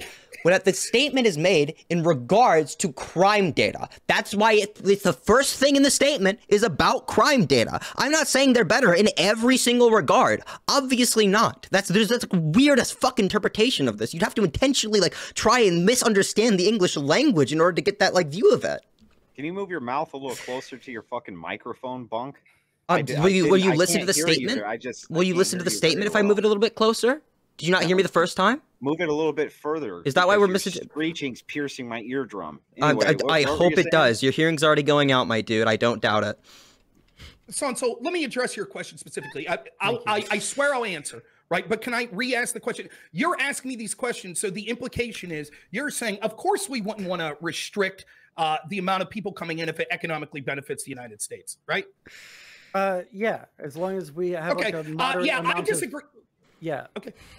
I'll leave you finish. I'm sorry. I was rude. Yeah. I was just going to say, as long as we're like bringing in a reasonable amount of immigration, right? Like not to where like we have, again, like 23 million people coming in such a short amount of time that we can't handle them. Right. But like, yeah. Okay. I think that I would disagree with that. I'm against slavery. What? I'm against slavery. I don't think that the only metric we should use is, does this benefit the people economically the most? I'm against slavery. It benefits them as well. This isn't slavery if they're coming in and they're also getting paid for their So labor. You mean there are other considerations as to whether or not it just increases the GDP? Of course, there are other considerations we take when making economic decisions. Hold on. Let's move on to those other considerations. Please, I'm addressing Bunk right now. I'll repeat. You guys have made your bed so you could lie in it. You said that this was all about economics. Well, no, the argument we were having at that point in time was about economics, right? I would like to. We were talking about economics at that time, Rob. Rob, you don't need. Rob, you've been talking this entire fucking conversation. I gave you every opportunity. Rob, I'll remind you of what I said, Rob, because you can't remember what I said because you're talking so much. You talk over everybody the fuck else in the conversation. You really like to talk. So what I said was there is no point in economic growth if the dollars don't go towards improving people's lives. The economy is good to have working efficiently because of an end goal, not in and of itself. That was my statement, Rob. I don't know if you forgot it within the time that we've been debating. Maybe you should be listening more to the people you're talking to. I am listening to both of your arguments. Well, if you're listening to me, then how the fuck did you get that interpretation? I was very clear, Rob. Bunk, I may talk more than you. That might be true because you don't have anything to say because you're not. Well, I've had a lot to say, actually. You've been complaining about me talking, Rob. I've been respecting your wishes this conversation. Don't act like you have a problem with me not talking now. What I have a problem with is your constant interrupting. If you want to, what I have a problem with is you not having a fucking monologue every 3 minutes instead of actually having a conversation about my statements. That's fine. That's I would like to talk about my statements. You've talked over like a lot of people this conversation. Nothing's gonna change. Hold on. Nothing's gonna change, Rob. Hold on, Rob. I want you to Rob. Go ahead, get your chance to respond, and I want to give it to Rob. Right. So what I'm complaining about is that he constantly interrupts every time I'm trying to say something. If he wants to talk in a long block, that's fine. The point is, neither of them have made, I was quite clear. I'm just trying to have a fair and honest, good faith debate. I assume, correct me if I'm wrong, this is how these debates normally go. Someone like me says, our government should be working for the good of the American people. And the other side will say, well, the government's more responsibility than that. We should treat people humanely and help people morally out that maybe aren't citizens of the United States. Okay. And then we have a debate based on that. So please, let me finish. I gave every chance for them to make this argument. Every chance. I asked over and over. And Andrew made the point right out of the gate. The way that we got on this was they never made any argument whatsoever other than economically. I asked specifically, I said, look, we're making this argument. If it's for the good of the people of the United States, then great. We should be able to do these things. That's where we're coming from. You're making an argument that what? It's just about the economic benefits of the people of the United States. You both were quite clear. You were like, yeah, that's what we're talking about here. That's basically it. That's what we're talking about. So I just wanted to clarify. And you could say, well, you didn't listen to what I said. I did listen to what you say, Bunk. You have yet to make any argument other than this. So I just want to be clear, both of you are now in the position where we might disagree, and that's fine. We can continue having this debate. I don't have a problem with it. On whether or not we should give citizenship to a 75-year-old that needs to be in a nursing home that no longer could work, and whether or not that person's beneficial to the country or not. But you're agreeing. You think they are. That's fine. Me and Andrew will disagree. You think they are. But you agree because it's all about economics. Any single immigrant that we see that is no longer beneficial to the economy for whatever reason, you'd be for kicking out, right? Because it's all about economics. No, Rob, what we were talking about during that part of the conversation was about economics. You proceeded to ask me about why I care about economics if it's a moral argument. I then proceeded to tell you, and you somehow misinterpreted this, either intentionally or unintentionally, because you can't shut the fuck up, that I was going to say that using a good economy to benefit the people is what matters. To have a good economy, to have the resources to benefit the people. That's what matters about having a good economy. We obviously take into more considerations than just what is the best economy, right? Like but whenever we're in this part of the conversation talking about economics, I'm not going to jump to a completely different point. Like what? You haven't given one argument. Because I want to stay on one point at a time. I've given plenty of arguments, Rob. Maybe you just haven't heard any of them because you talk fucking constantly. But I would like you to engage with the actual arguments I'm presenting, not the made-up ones you conjure in your head. I love everyone in this call. Can I reset the conversation really quick? Sure. Because we're like way the fuck off, okay? This is the argument that I'm putting forward. I don't think Bunk is giving a different argument. You can correct me if I'm wrong, okay? It seems like what Rob just said was that he wants the economy to work, the government to use like whatever they have at their disposal to work for the American people, all right, and not immigrants. Okay, I don't like necessarily disagree. I would make the argument that by having immigration and increasing the labor pool, that our economy would get better and necessarily everyone's quality of life goes up. We can look at, for instance, the fact that we have we have a globalized economy where immigrants can come here. We can ship labor overseas.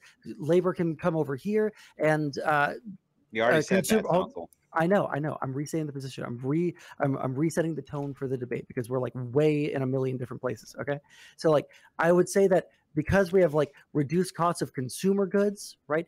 People who are poor are able to get like really cool things like iPhones and computers and be able to stream when like otherwise these things might cost like $5,000 for a fucking iPhone. I think that's like pretty fucking cool. And if we can increase our economic situation by bringing in people who want to come here to increase the quality of their own lives, I don't see why that's a bad trade-off. Okay, let's go from there. Great. So do you mind if I respond to that first, guys? Is that all right with you?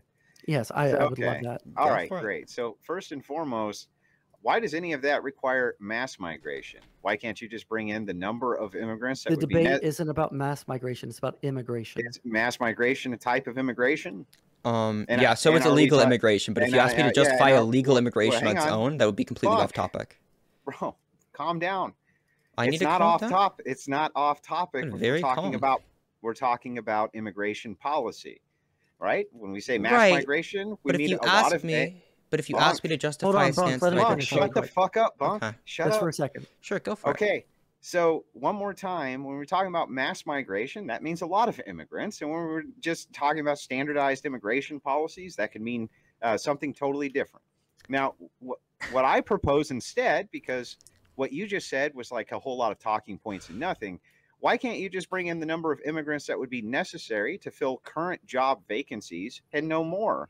Give them a visa to do those jobs and then send them on their way. And then if you have an economic contraction, Sondsol, and something Bunk and yourself have not at all addressed, if there's an economic contraction and jobs start to shrink and you no longer need that workforce because the ebb and flow of the economy works that way, you can just send them on fucking back home, can't you, Sondsol? Well, hold on. If you're talking about our economic contraction right now, no, Sondsol, I'm not talking about this in second. General. Okay. I'm just trying to clarify. About you have boom and bust cycles. Economy's good, economy's bad. If you have economic contraction, right?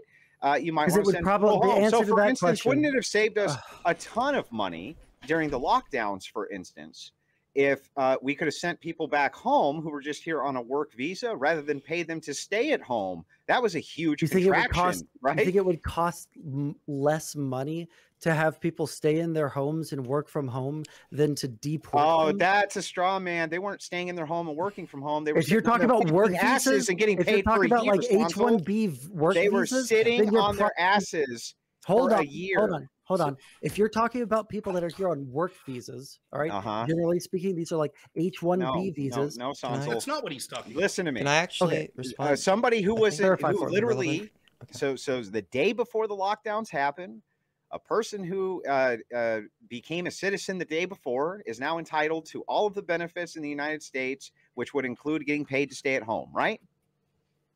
Yes. Sure. Okay, so do you know why that would be good economic policy? Andrew, let's just let him go through his thought process. Sure.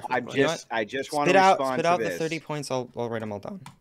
It's not 30 points. We're just talking about 1 point. Okay. 1 point. Okay. So again, all the people leading up to that who have citizenship, we're now taking care of this whole swath of people. If there was an economic contraction like that, you could have just sent them home. When, by the way, that's good, sound policy, and a lot of nations follow that policy, and there's no good reason not to send them back home when you have economic contractions. That's one more reason not to give them citizenship.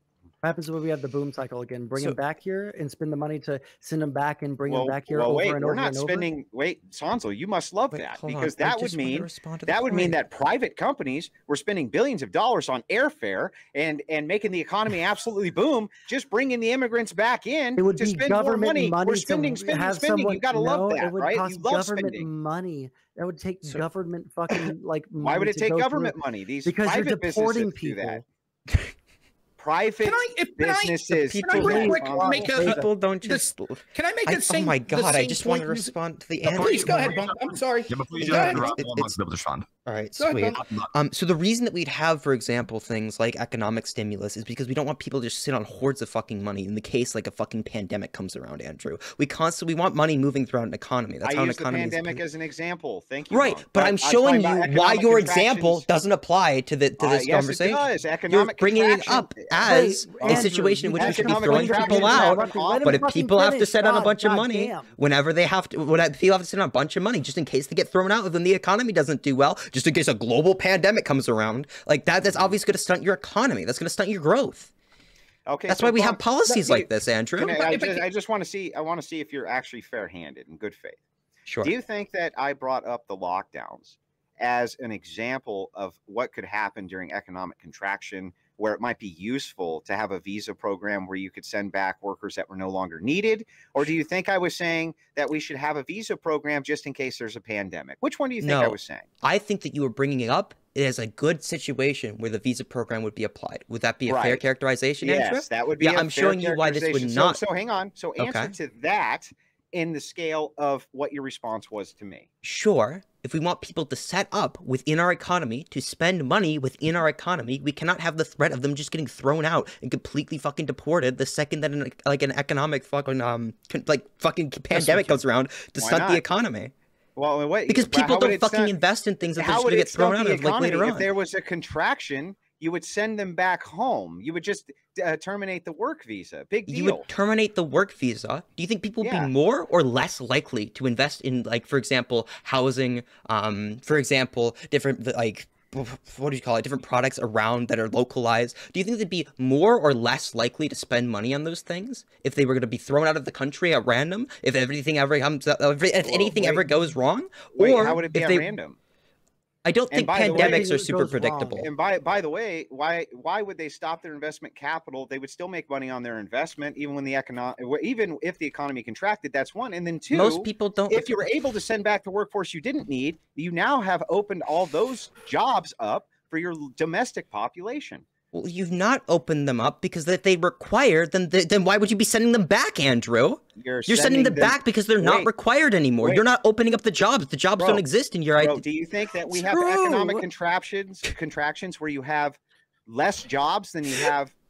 I'm sorry. Do you think that you don't have economic contractions where you have less jobs available than people who need the jobs? You totally do have times where there are less people available, or more people available for the job than the jobs that are available. I totally agree with that. Available. So wouldn't it be useful then to send back the unneeded workers for the boon of your domestic population? For the boon of your domestic population. That's completely. I want to stay on this point before we go on asking other questions, Andrew. You said that sending them back would open up the jobs for your domestic population. That was your quote. Okay, so now what jobs are available, Andrew, if we're sending them back because the jobs aren't there anymore? They're not available. Bunk, when I said that you're sending people back for the visa, that there's no jobs for them to have a job, right? Okay, I'm sorry, Andrew. So who has to take care of people? Can you say that again, who has to take? This is very simple, but you have to stop cutting me off. It's also very simple that whenever you're sending people back because there are no jobs available, you're not opening up a job. When you're ready. Every time? Let me know when you're ready. This is super easy. It's just as easy as my question that you're not answering. I'm trying to, but you won't shut up, Bunk. Whenever you're ready, tell me. I'm not talking, Andrew. You don't need my permission. I'm not your dad. Well, you have to. You're going to interrupt him. I guarantee you'll interrupt him. Guarantee. I've been talking. Rob, am I talking too much or too little throughout this debate? You flip-flopped on it. You're interrupting too much. The amount of time you're talking is irrelevant. Okay. Yeah, so I just want to because I've been told I don't have anything to say, and also that I'm like talking too much. So it's very strange. If you have an overage of workers that you no longer need, it's useful, obviously, to send them home. Okay, it's very simple. If you have an economic contraction, you have an overage of workers, and if you don't send them home, somebody has to pay for them. Who's that going to be? That's not the question I asked you, Andrew. You're not answering the question. You said you were going to answer it. Then restate the question. The question was, your statement was that we send these people home, these people on these work visas, because their jobs are no longer required, and that opens up jobs for the domestic population. My question to you is, what jobs are being opened up if they are no longer required, Andrew? Bunk, what you're doing is framing. Okay? No, I'm not framing. It's a basic question, Andrew. You proposed it. Well, wait. You should have the answer for me.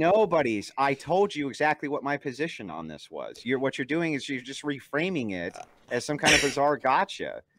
What's my position? I'm not reframing it. I'm asking you a question, Andrew. It's a basic question. Answer the question. What's my position?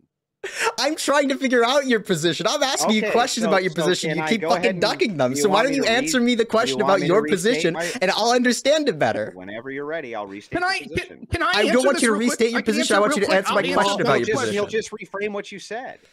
Let's say I want Andrew to answer my question. Rob, do you? If you want to, like, no, you didn't answer the question, Andrew. I don't know what kind of fucked version of English you speak where you answered that question, but it was the hardest duck I've ever seen.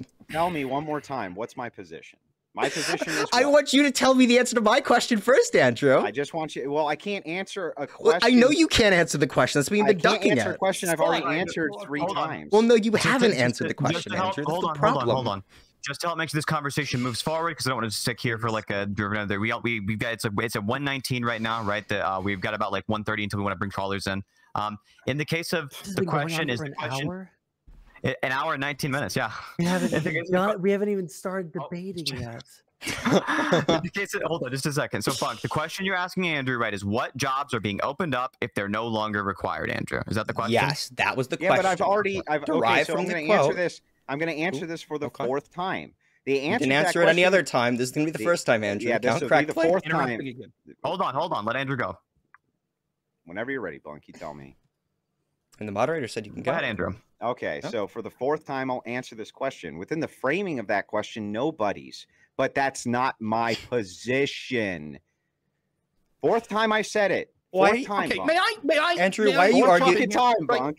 Andrew, why would you make an argument for a position you don't hold? Why? Well, what are we even arguing about? Make an argument. Are there any other arguments that you're not holding? You're just making shit up. You don't know what the fuck you're talking about. No, you said it's on the VOD. I don't know why you retract directly. What's my position, or do I need to restate it?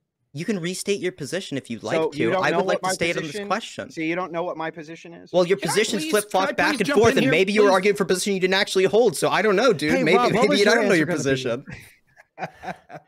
But my answer would be, I don't know if that's what Andrew specifically said. I think what Andrew's saying, if he did, maybe he slipped of the tongue, but he's quite clear. He's answered this like 5 times. He's saying in the framing of that, no job would be created, but that's not what he's talking about. Now, can I make sort of the point Andrew was making in a more specific? No job would be opened up. Can I make the point that I think Andrew was making in a more specific? We got to the answer. Right? I'll take the hyperbole out of it. Do we have any reason? I'll ask Sondsol. I don't think I'll get very far with Bunk. Do we have any reason to believe that Mayor Adams or Mayor Bowser in DC are lying when they say that the illegal immigrants that came there are a emergency drain on their systems right now? Do you have any reason to believe they're lying?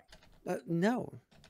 Okay, so you would be for deporting those people because clearly they're a drain economically on those cities that they're at.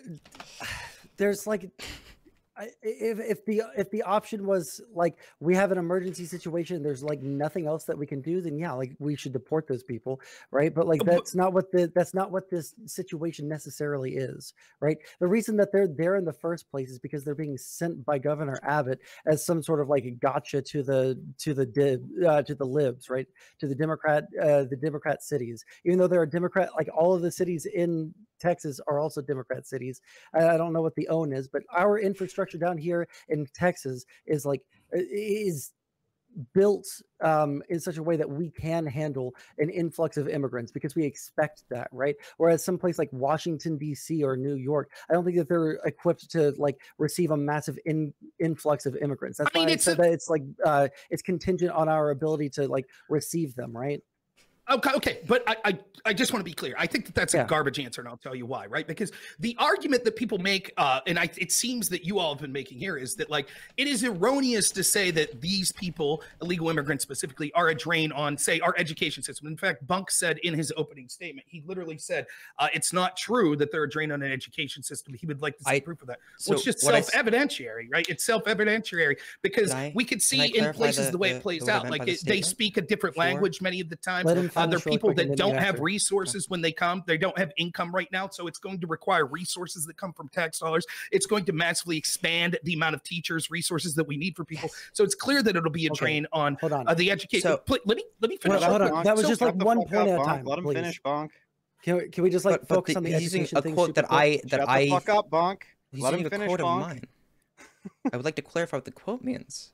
Okay, well, Bunk, you clarify the quote, and then I'll ask a question. And then I mean that quote in relation to, for example, natively born people, right? Natively born people are going to take more out of your economic, or what do you call it, your education system than the immigrants that you are importing. They are getting imported during a time in their life. For example, so why is Adams lying? Why is Adams and Bowser Nobody lying? said that Adams is lying. They're saying these aren't mutually exclusive statements. Wait a minute. These aren't mutually exclusive statements. They could be a drain, but they could be less of a drain on an economic system than other people, right? I'm really irritated. I sit here patiently for fucking forever, and it's well, I say something, but that's not what I really meant. It's quite simple. These people right now, you have put yourselves in the unenviable position of saying this is all about economics. We have 2 Democratic mayors right now that are saying you keep misquoting me. It's so obvious you're misquoting me. You make excuse after excuse. There you are interrupting again. You make excuse because you're misquoting me. my guy. I'm not going to let you rapid fire off 20 different points about me. I mean, it's fucking pathetic. It's hold on. Just a second. Not worth interacting with them. Just a second. So I was watching really closely. That time, Rob, you were interrupting Bunk. Bunk just kept going, right? Bunk didn't interrupt you. So I'm going to go throw it back over to Bunk so Bunk can finish what they were saying. Okay, so these are not mutually exclusive statements. They can be a drain on an economy, but not more so of a drain than people who are born natively. These are not mutually exclusive, right? Okay, one, that's wrong, right? You're factually incorrect that they would be more of a drain, right? Because people that are here and already have an established base are going to have sources of income. Most of the illegals that are coming have no income, no money, don't speak the language, don't understand the culture. So it is just erroneous to assume that those people will require less resources to educate. Like, for example, if I had a kid and I sent them to the local school where all the teachers speak English, or someone came in with no money, they pay no taxes, they have no economic influence whatsoever, they come in and send their kid, and their kid doesn't speak English or understand the culture. Your argument to me is, on average, that illegal immigrant kid is going to require less resources than the native-born American. Not that illegal immigrant kid. So people who aren't kids also immigrate, right? Yes. Say again? So, and also, do you have any idea how expensive it is to raise a child? Okay, really quick, Bunk, please, hold on. Bunk, obviously, they're going to also drain on the public education system. It's so obvious. Just to what Bunk said. Number one, a lot of the people that are coming into our country, this is one of the reasons why immigration is like a really cool thing that we can use at our disposal to not put a drain on our systems. So number one, a lot of the people that come over are adults, okay? And when you're an adult, you don't put a drain on the education system because you're already an adult, okay? So that's number one. Number two, those that come over with children usually are already paying into the taxes that, generally speaking, now this might vary in some states, but my understanding is that in most states, the way that education is funded is through property taxes. Even if you're renting some kind of apartment, right, you're still paying into property taxes that is like tied into your rent. Okay, yep. So no, not on the education system. It might be a drain on like the resources there within, like, oh well, we have more children and we need to hire more teachers, but that's not a drain on the education system that isn't already being like paid back into by those families, because they are paying into the property taxes which fund education. That's not true, and I could prove why. We could see that this is empirically not true in the case of DC and New York that are running this experiment right now, because the majority of these illegals that are coming are being put up in, you ready for this? Public housing, because they're not independently paying rent because they don't have any income whatsoever, which means the taxpayers please let me finish. So the taxpayers that are currently there are funding for the adults to have a place to rent, and that tax money is also then going to fund for the children to get an education. It is just an erroneous statement. Sorry, right. I'm so the frustrated fundamental claim, the claim that Bunk made, is fundamentally untrue, that a native-born person that has a kid is going to be, and I'm quoting, more of a drain because they would have to pay taxes and things like that. It's not true. Secondly, it's irrelevant anyway. And I'll make it quite clear. The position you had, it's all about economics. Right now, Mayor Adams and Mayor Bowser say whatever you think. You might think that these illegal immigrants are better in every way. They're harder working than Americans. I'm not saying you're saying this, but let's say for the sake of argument that this is true. They're better than Americans in every way. They're harder working. They're less likely to commit crime. Their kids are smarter. They're going to require less resources, all that. But right now, these people that are coming in to DC and to New York are draining the system, not just the education system, though that's part of it. They're draining the housing system, the emergency service system. Adam said, he said they're draining hospital resources and things like that. So right now, if it's all about economics and there's not some other argument, it is better for the American citizens there to get these people out who are having to pay for these resources. Surely you agree with that. So can I respond to one of the 2 points that you fired off? Just a second. I'm going to throw it over to Sondsol to respond to what Rob just addressed to Sondsol. The Monk, you can get a response afterwards, and then I think afterwards is one. We've been doing this for an hour and 30 minutes now. Then we'll move into closing statements afterwards. Sondsol, go ahead. Okay, really quick. I just want, Rob, I'm so sorry. Can you repeat like in like 1 or 2 sentences your the second part of your statement there? I was trying to take notes. And they are a drain right now. If you're conceding it's about economics, they're harming these cities economically and should be removed. Okay, so first off, these 2 cities that you keep on referencing, you keep on bringing up Mayor Adams and whoever the fuck, okay?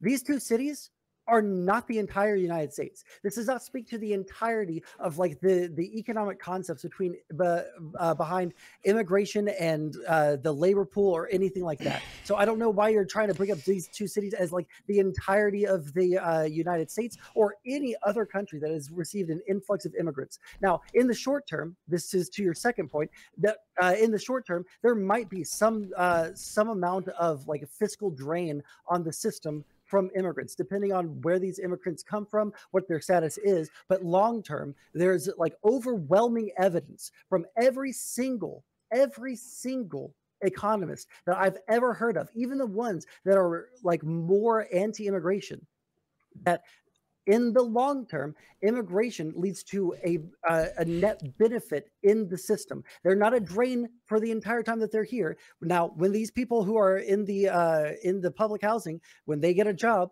and they're able to get into their own house, they're probably going to be able to, guess what, rent an apartment, and they're going to be paying into the system just like anybody else, right? When they come here and they seek asylum, which these people who are on these buses are like asylum seekers. They were not deported when they were processed through the system. All right. These people are going to be paying into our tax system. They're going to have jobs. They're going to have a temporary, I don't know exactly what the document is. I don't know if it's a green, it wouldn't be a green card. It would be like a temporary visa of some kind so that they can stay here. They are paying taxes, whether it's through the sales tax, which is very high here in Texas as a result of a lot of illegal immigration, whether it's through property tax by paying into the rents that you have to pay for. So like they are paying into the taxes that you're talking about. Okay, sweet. All right, Can so I respond to Bunk, the point that was fired off specifically on my statement? Yeah, exactly. I want to shoot it over to Bunk to respond, and then I'm going to make sure that Andrew and Rob, that you guys get ample time, but it's going to be the closing statements after that. Go ahead, Bunk. So Rob, the statement that I made is that immigrants do not necessarily strain more on the economic system than, for example, newborn babies, right? That or not economic system, but the education system, right? Because they could be imported, they can come to this country at an age of like 18 years or older, right? That was my statement. That is not the same statement as immigrants with children drain less on the economic system, right?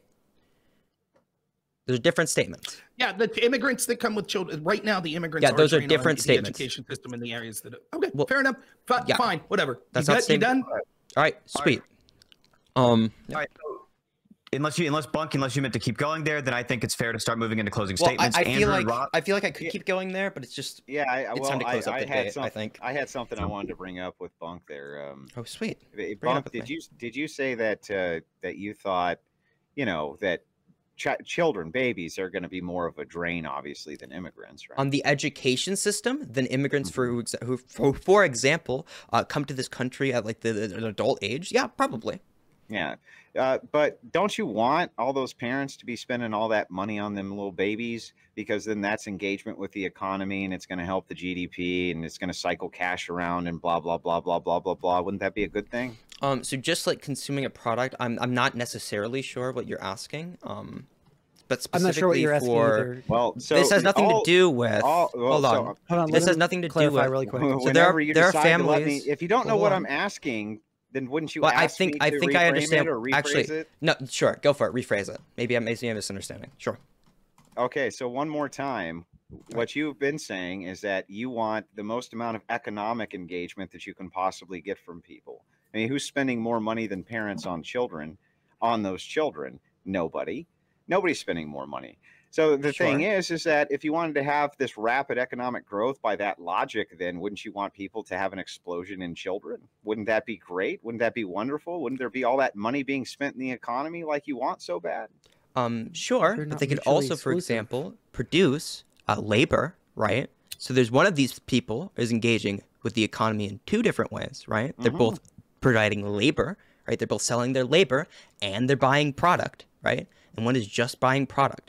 Now, these are not mutually exclusive, but there is more interaction between one of these and the other. Right? I mean, so if we say it's bad, I don't understand the greater point to that. Well, this is a direct answer to your question. If you don't understand what question you're asking, the point you're trying to get at, then I don't know what to tell you, my dude. Well, I'm just asking for the greater point to this, so we can understand. You asked the question. I just gave you the answer to your question, question, right? Well, not really. Yes, I do want people to have children because children do produce more labor, right? You spend Yeah. money on children, you contribute to Yeah. demand. I do want people to have children. I also like immigration. These are not mutually exclusive. Right. Well, right? hang on. Well, but you only want the immigration to come in for the purposes of the labor. Well, not only for the purposes of the labor, but they Well, then also what- interact with the economy Because because of they the- such as Okay, demand. because they interact with the Yeah, economy. it's Got both of these. They both interact with the economy So, in selling their again, labor. You let me so finish? when we go back to Right, our point, in both selling, no, are you gonna let me finish? In both selling their Dude, labor I've got it, and Bunk. in buying Okay, product. Okay. Got it. They both engage. We get it, Bunk. So Well, if you get it, well, we can you still complain have about me immigrants. interrupting. Well, I'm confused though, because we can still have immigrants come in and do the labor without ever giving them citizenship. You never have addressed this, even Well, no, I've once. addressed it multiple different times. Bunk, I'll address it again, Andrew. Let me finish. Oh, Bunk. you cut me off. Wait, what, do we want to cut each other off, or is it okay to just not interrupt? Which one, Andrew? I want to finish my point. I know you want to finish your point, but you cut me off, so I just am assuming like that's the way the conversation's running. So where I was at was I was asking. Oh, it's okay when you do it. Okay, specifically- gotcha. Yeah, so I was asking you specifically, Bunk. If we can still have this immigrant labor come in and do the labor and have an explosion in children, why wouldn't we do that? Well, we agree. You should do that. Because you could have them But come why do in. we need- Hold on. But why do we need again to actually give them any sort of citizenship whatsoever? Because still you could never have them answered to this. come. I've actually answered it multiple times. I'll answer it again, Andrew. Okay? Yeah, you answer can have it them again. come in. You can have them spend money throughout their entirety of their life. You can have them produce labor for the entirety of their working life. And you can also have babies, for example. You spend money on babies. You could stimulate the economy in that way. These are all different things. Like, these are not mutually exclusive. Obviously, you want more interaction with the economy. What do you think the federal government spends the most amount of money in their budget on, Bunk? The federal government? Yeah. I have no In the idea. bu- I in the know. federal Social budget. What do you Security, think? I'm shit like that, Medicaid. I'm assuming you know, so just give it to me. No. I'm asking you. Do you Why not would- know? If you don't know, just say I don't know. That's Well, okay. no, I don't know. That's why I'm asking you. Okay, like, great. You bring it don't up. know. So Well, yeah, I mean, no, this there's is no shame in it's not a little knowing things. it's a I'll tell you little when I bit don't it's know a little things. bit older, but it still holds true. In 2005, it was roughly 1/3 of the entire budget spent on the elderly. Would you say that that's a net drain, Bunk? It depends on how much the elderly are contributing to the economy, right? Well, they're not. And then also contributing- they're not contributing hold on. It 1/3 in also labor, Bunk. depends. It also depends. No, hold on, Andrew. It's not just in labor. Okay, there are other ways to interact with the economy that aren't labor. Yeah. Right, okay. Andrew? This is Yeah, very go basic ahead. economics. I shouldn't be explaining Yeah, this to you. You're go old. ahead. Well, all right? yeah. Well, I don't know. You do because you didn't understand that you lose value in an exchange. But okay, go ahead. Well, Bunk. no, There's like, hold on, Andrew, how do you think economies We gotta do gain closing just wealth? a second, just a second. It's 1:36. We went 6 minutes over the point where we were going to go into closing. Okay, I'm can I gonna just go say ahead what? Can I and just one thing to respond to Andrew? Okay, and then we can close. if you are you cool with doing that in your closing? Sure. Okay, for it'll be the 10 closing. minutes split between both of you. We'll do 5 minutes for both, right? So, firstly, I'll throw it over to Andrew and Rob Noerr. You guys, whichever one of you wants to go first, can go ahead and start doing that now for your closing statements. Yeah, It's up to you, Andrew. I'll go first if you don't mind, Rob. So, Sure. it's always this kind of the same thing with leftists. They always have an argument for immigration. It's always based around one thing, and that's somehow this is going to boost the economy, and this is good. You can never really get at any of the other contributing factors. We kind of almost were able to touch on cultural cohesion issues. Sondsol had to concede, of course, there's going to be some. We weren't even able to dive into those, and I think that that's an important part of the conversation too. But I'll just let everybody note that the argument that came back for why we must give these people citizenship is so that we can take care of them into their old age. This was the argument that came back from Bunk. This was the argument that came back from Sondsol, is we want them to stay here for 50 years so that we can take care of them in their old age when they're the least productive. Now, when are they the most productive? About 24 to 45, roughly within that window. That would be when you would want to hand the work visas out to them. You wouldn't want immigrants here for 50 years so that they could be a drain later in life, especially with life expectancies going up. That's fucking insane. They never have a moral argument for why we must give citizenship. They don't even have a good economic argument for why we must give citizenship. Why is that tied into immigration? Well, because you can't immigrate here if you don't get citizenship, right? You're not an American citizen. You're not an immigrant then. You're a person here on a work visa. And that's fine. There's no problem with that. Everybody seems to be okay with that. You can bring them in. They can participate in the labor force. You can get all those boons that you want. You just don't have to take care of them into their old age. You can have your cake and you can eat it too. He didn't even know, so while he's trying to question me on economics, he had to quickly Google the thing in the budget that we spend the most amount of money on, and said literally to me, I don't know, and then tried to tell me about basic fucking economics. We tried to talk about the how currency is exchanged and how the value of the dollar when it's transferred. They seem to think that the value of the dollar stays exactly the same that's transferred, even though we have to buy it back, right? You have to buy it back. That's how that works. If you exchange currency from one hand to another, you're actually exchanging value. So the value always has to come from somewhere, always has to come back from somewhere. So what these people are fucking saying is insane. They have no idea what the fuck they're talking about. I could go on for hours with them, but it's totally unnecessary. They had no arguments except a couple of these little economic nonsense arguments. We blew them out quickly. They don't know anything. Go ahead, Rob. Oh, hold on. I disconnected from the call. Lol.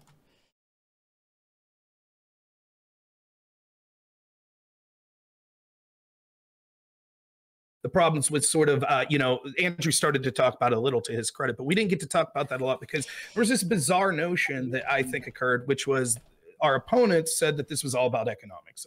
And they kept saying, no, it's about more, but they didn't say anything. So it seemed that we focused primarily on economics. So let me just say a couple things that, because that's the position they take, that means that they have to concede to. We might disagree. They might think that every single illegal immigrant ever is always an economic boon to this country. I think anyone with half a brain knows that's not the case. Our opponents would agree any single person that we see is an illegal immigrant that is no longer beneficial to our economy should immediately be removed.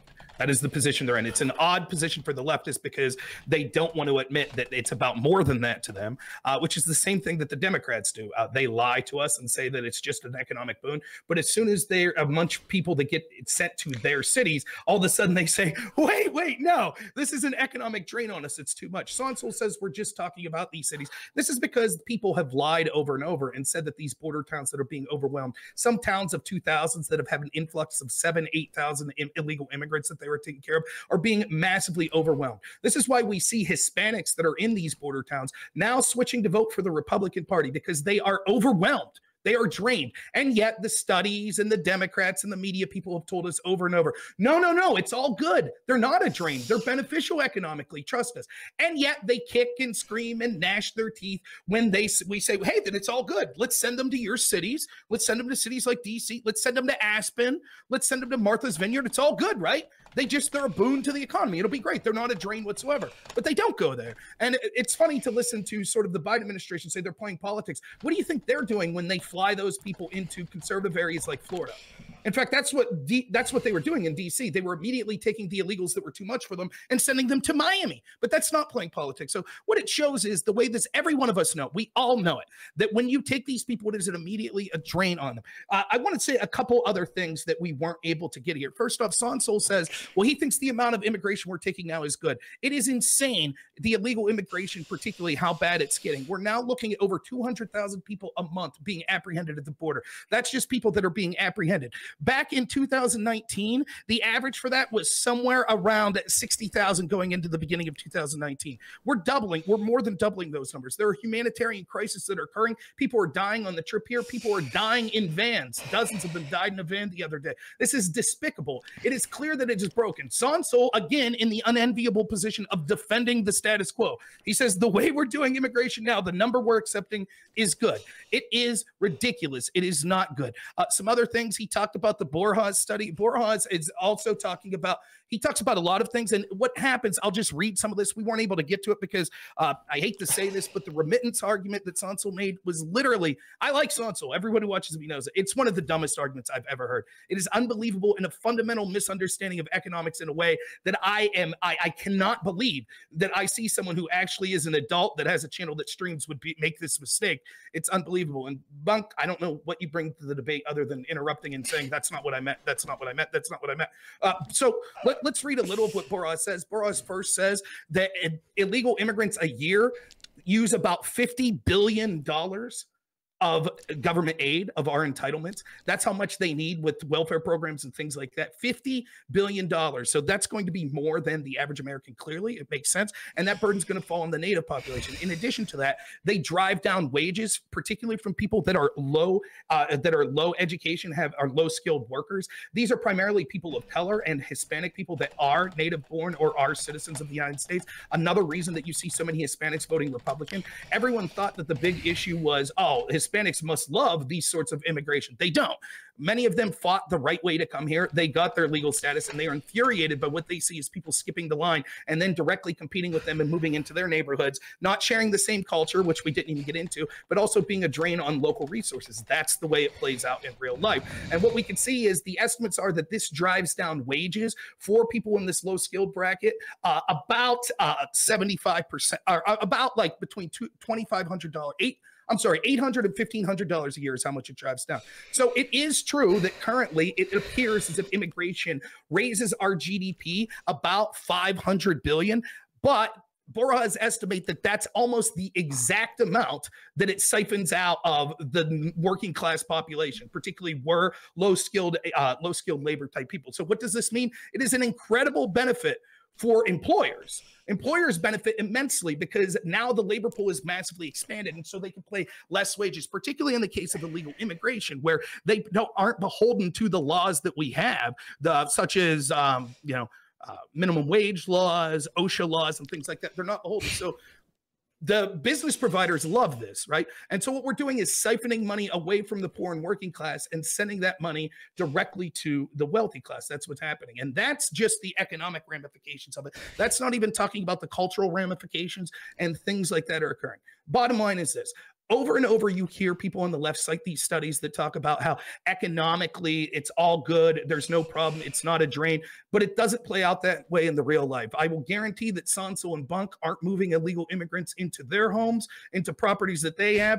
The mayors that we see when these democratic cities are offered these people, they don't accept them with open arms. They try to ship them off to other places. They even try to bring in the National Guard saying that it's terrible. Sondsol is going to say, but that's not the way it is in the whole country. Doesn't matter. Sondsol would want to ship those to places that he thinks that would be beneficial. That's not the role. Right now, the people in those cities that don't want them have the right to say we don't want them, as per Sondsol and Bunk's interpretation that it's all about benefiting economically the American people. So wherever they get sent, there should be an initiative that says if the people there say we don't want these mass amounts of illegal immigrants coming in, we should kick them out. And Sondsol and Bunk should say absolutely, we agree. If it's about these people, they should be allowed to remove them. That's what New York City's doing. That's what's happening in DC. And the reality is, at the end of the day, we know that these people are a drain culturally, they're a drain economically, and that they don't want them in their neighborhoods. That's why all of these ivory tower liberals don't have them. They live in gated communities that don't have these people. And yet we're lied to constantly by people that have an economic incentive to lie because they're getting paid by the people to do this. No different than nicotine companies having studies that say nicotine is good for you. In the real world, it doesn't play out that way. All right. That is almost perfectly on the dot. There were 6 seconds left for Rob Noerr. Jesus. Okay. I want to go first. That was a full 10 minutes. Sondsol, if you want to go ahead and go first, I'm going to reset the timer here, and then you can go ahead and shoot it up. Go ahead. Okay, so just going in reverse order based off of the things that I just wrote down. So first off, I love immigrants in my neighborhood. I don't know what the fuck you're talking about. Why I wouldn't like me not wanting immigrants in my neighborhood. More immigrants in my neighborhood, fucking fine. I have no fucking problem with that. I've lived around immigrants, both legal and illegal, my entire life because I live in Houston, fucking Texas, one of the best fucking cities I've ever even been to in my entire fucking life. So yeah, that was not. That didn't hit anywhere close to home. You were talking about me wanting to ship people all over the nation, but anywhere as long as it's away from me. I would say the free movement of labor is a good thing, actually. If people are coming across the country or coming across the border, they want to find work. If they can't find it here in Texas or in Arizona or in California or in Nevada or anywhere that they're coming here through, then they should move somewhere else where they're able to get work. I would say the same for any citizen of the United States. If you can't find work where you're at, then go find some place that you can get work. That ties kind of into the the thing that you said, like these towns are having an influx of these tiny little towns in the south of Texas are getting overrun with immigrants. Those immigrants aren't fucking staying there. If they were staying there, then they wouldn't be tiny fucking towns anymore. So I don't know what the fuck that point was. You said something about me not wanting to bring them into my home. Nobody wants to bring random people into their home. I'm not going to talk about, I wrote too many notes based off of that fucking like long ass fucking rant. Let's see here. You brought up the Borja study. I wish that we were able to get more in depth in that. That was something that I was really looking forward to. You brought up specific individual numbers from the Borja study that make it sound really scary. However many billions of dollars that the immigrants are taking from the fiscal budget or whatever the fuck. If you look at the actual conclusion that Borjas took from all of the data points, not just the one-off little statistics that you could throw out there to fearmonger, right? He actually said that even given all of the negatives that immigrants bring, it's still actually a pretty good thing to have them long term, because long term they add a significant benefit to our country, with the added caveat that as long as we add some sort of redistributive program or some kind of policy to make sure that the money that's being made off of that is going to all of the people in that community or in the country, right? So for instance, you brought up the fact that there were a whole bunch of people who are in like underprivileged communities that are getting fucked by this. They're not getting fucked by this. They're getting in a mass immigration situation like the one in Borja's study, where there was a 7 to 8% increase over the course of like 3 months. That's where that 23 million immigrant number that I brought up earlier came from. In those communities, there was like a 1 to 2% decrease in the average wages of the lowest in society. This can be fixed through those redistributive programs, and everyone still benefits because more jobs open up to complement those. We can talk about that another time, though. One thing that I would like to point out, you keep on talking about illegal immigrants. All the arguments that you guys made don't apply just to illegal immigrants. They apply to all immigrants. You claim to be in favor of some amount of immigration, and you made some points in favor of that. But when it comes to all of the reasons why you don't want immigrants, those don't apply specifically to illegal immigrants. Those apply to all immigrants. All right. So when we talk about bringing people in to increase the labor pool, when we talk about the amount of money that they make or they receive from the government, you're just arguing against immigration in totality, not illegal immigration. So you bring up illegal immigrants in as if that's the only thing that we're defending here is absurd. As for the cultural cohesion argument, that would be something that would be interesting to explore at another time. As Andrew knows, I've argued against a lot of different groypers who talk about cultural cohesion. So generally speaking, when I'm talking to someone like that retard Mio, they're talking about the fact that people don't like the same kind of music that we like here in the good old US of A. They kind of do, but also that doesn't really fucking matter. So that's what I was getting at with that. I'd like to explore that with you another time, Andrew, but yeah. All right, Bunk, do you want to go ahead? Yep. So Andrew said that they don't contribute 1/3 of the percentage in the labor force. That's not what anybody said. They said they interact with the economy in different ways. They spend money in the economy. They create demand, and then to get people to invest into the United States of America, to get them to set up their lives there, and to get them to continue to interact with the economy in such ways, as well as having children. You gotta have citizenship. These are all things that I think we both agree are good. I don't know why you keep bringing this up. You keep saying that I don't have an argument against that. I've stated my argument against it multiple different times. I don't know if you're just intentionally misunderstanding it or you're just that fucking slow. But either or, it doesn't really make any difference to me. Everybody heard my arguments against it. You said that we want them to have citizenship so we could take care of them into an old age. No, that's the downside of them having citizenship. That's not what we want them to have, citizenship. Nobody said this at any point during the conversation. I have no idea how you misinterpreted this. And then you part of the fact that I said I didn't know exactly the spending of the federal budget. Obviously, I don't. I don't know if this requires me to, or I'm required to know this to have a basic understanding in economics. This is just bring up random trivia info into a different top subject and saying that you must not know any basics about it because you don't know the random trivia info. I was totally willing to engage with you whenever you did bring up the point. And then Rob Noerr brought up the idea that I never said why economics was good. I restated this multiple different times. I even clarified multiple different times. I have no idea how you guys missed this.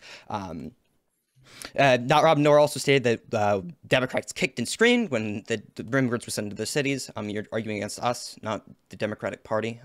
I don't. The Democratic Party doesn't speak for both of us. You also mentioned that we never bring low scale, or what do you call it, immigrants into our neighborhoods. You know that you're arguing against two people who live in Texas.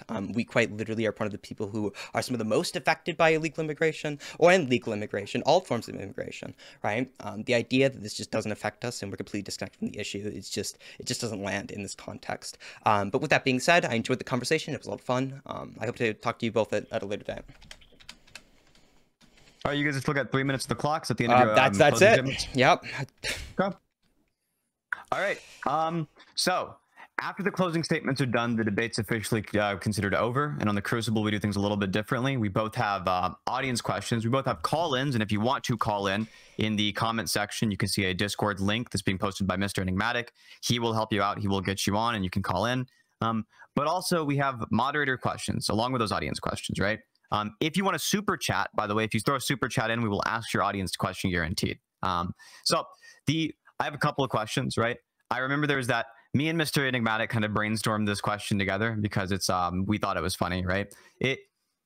Can just anybody on the the panel raise their hands if they'd be able to tell me what these two acronyms mean? 4X and M0. Anybody raise your hand if you know what those mean. 4X, like the game, like. Oh, no, because there's a type of game that's like for explore, right? You know what I'm talking about. Right? Okay. Like Civilization. That's what we were hoping for. Okay. That's what we were hoping for. Me and Mr. Enigmatic were, yeah, he's having a laugh in the chat. We were dying. We couldn't stand it. The exchange portion was like the most miserable thing in the world. Rob, this doesn't just go for one side or the other, right? I'm making fun about the sides here. Rob, you said the dollar represents goods or services in the United States. Yeah, it's value. Yeah. We have a fiat currency. That's not true, right? Well, the idea is that it is a symbol, right? That's supposed to represent it. More technical term is it's the perceived value, right? So it's the perceived goods and services. That's what it is. It's faith that the fiat currency is. But the faith is because we think it's worth value in goods and services and tangible things. But yeah, it's faith-based. But that's why not specifically American currency, right? Not specifically American goods and services, right? You can use that for other things as well. Well, but the value of the United States dollar, well, yeah, of course you could use it for other things, but the value of the United States dollar would be the GDP and things like that would be what we think it represents of the, yeah, sure it is. So, okay, so you're saying that the value of the dollar, okay, so you're saying the value of the dollar is the wealth and services, et cetera, of the United States and Japan and Africa and Asia. That's what you're saying? Yeah, exactly. Yeah. That's not it. That's incorrect. That's absolutely incorrect. Anything that you can buy with the US dollar, absolutely. I'm saying that for each and every single one. That's absolutely incorrect, because if that was true, then if China's economy goes through the moon, it would raise the value of the dollar, even if the United States labor market remains stagnant. That's not true. Oh, sorry, to address what Andrew posted in the chat just now, no, 4X is another way that people acronymize 4X, Andrew. Yeah, it is. Yeah, I thought that you said 4X. Every country on the globe, every single one with no exceptions, has U.S. dollars in their banks that they use for things right there. One of the largest foreign stockpiles of U.S. dollar would be in China, right? China's got a tremendous amount. Sure. But I also have questions for Andrew, right? Andrew, you said you're not an immigrant if you don't get citizenship. Is that something you believe? Yeah. So under my definition of immigrant. So when we're talking about immigration, we're talking that's directly in line with citizenship. I'm not talking about somebody who immigrates in without the express purpose of citizenship. And within my purview, that's not really an immigrant. It's not really pertinent to the topic at hand. If you're just talking about people who are visiting or something like this, or they stay here on an extended work visa, that's kind of the nature of what I was getting at. Yeah. Do you think that the other side thought that citizenship was entailed by immigration when they agreed to the topic? Do you think that's what Rob Noerr thought, or what the audience generally thinks? Yeah, I think that I literally think that almost everybody would tie citizenship in with immigration. I mean, that's at the core of it, in fact. I'm not asking if you think it's tied in. I'm asking if it's necessarily entailed. If to be an immigrant, you have to be a citizen. If you came here and you lived here forever until the day you died and never gained citizenship, would you not be an immigrant? Well, I mean, you could use the term immigrant, but I think that it's a loaded term. And what we're talking about are people who are coming here who have been given citizenship. When we're talking about immigration, yeah. Oh, okay. You want to go ahead? Oh, I was just saying, I think that that's what we mean when we say immigrant to the United States. When we say legal, when we say like we have these terms, legal immigrant, what does that bring to mind? Somebody who has been given citizenship, right? Or has immigrated here because they've been given citizenship or a green card, right? They're legally here. Just somebody who isn't here breaking the law by coming here, right? If it was the case that we had like an open borders policy, they'd be legal immigrants, but they wouldn't have to gain citizenship. But, okay, that's true. But like I said, that would be a green card situation, right? So they're not breaking the law. But yeah, it is. It's still a work visa or a green card or something like that. I do think it's tied in. I think it's just semantics at this point. So I'm not gonna force you through another debate. You answered my question perfectly well. My question for Bunk and Sondsol is, why did you guys keep shooting at each other, right? Like throughout the entire debate, you guys were both making, I think, pretty decent points, but it seemed like you guys just like, I don't know, it seemed like you guys had some animosity from your last debate. Are you guys still on good terms, or no? I'm fine with Bunk. I just wanted, I was just frustrated because I wanted to get through through a single point. I just wanted to stick on one point, like the Borjas thing. That's why, like, if either of you guys want to talk either later tonight or like later this or next week or something about this, like I welcome it, but like we couldn't stick to any one topic long enough to actually like get into it. So I was just frustrated at everybody. That was why I wasn't trying to like single him out or single anyone out. Okay. You two be nice to each other, right? Be nice to each other. We're on incredibly good terms. He's a funny dude. Yeah, dude. I love Sondsol, right?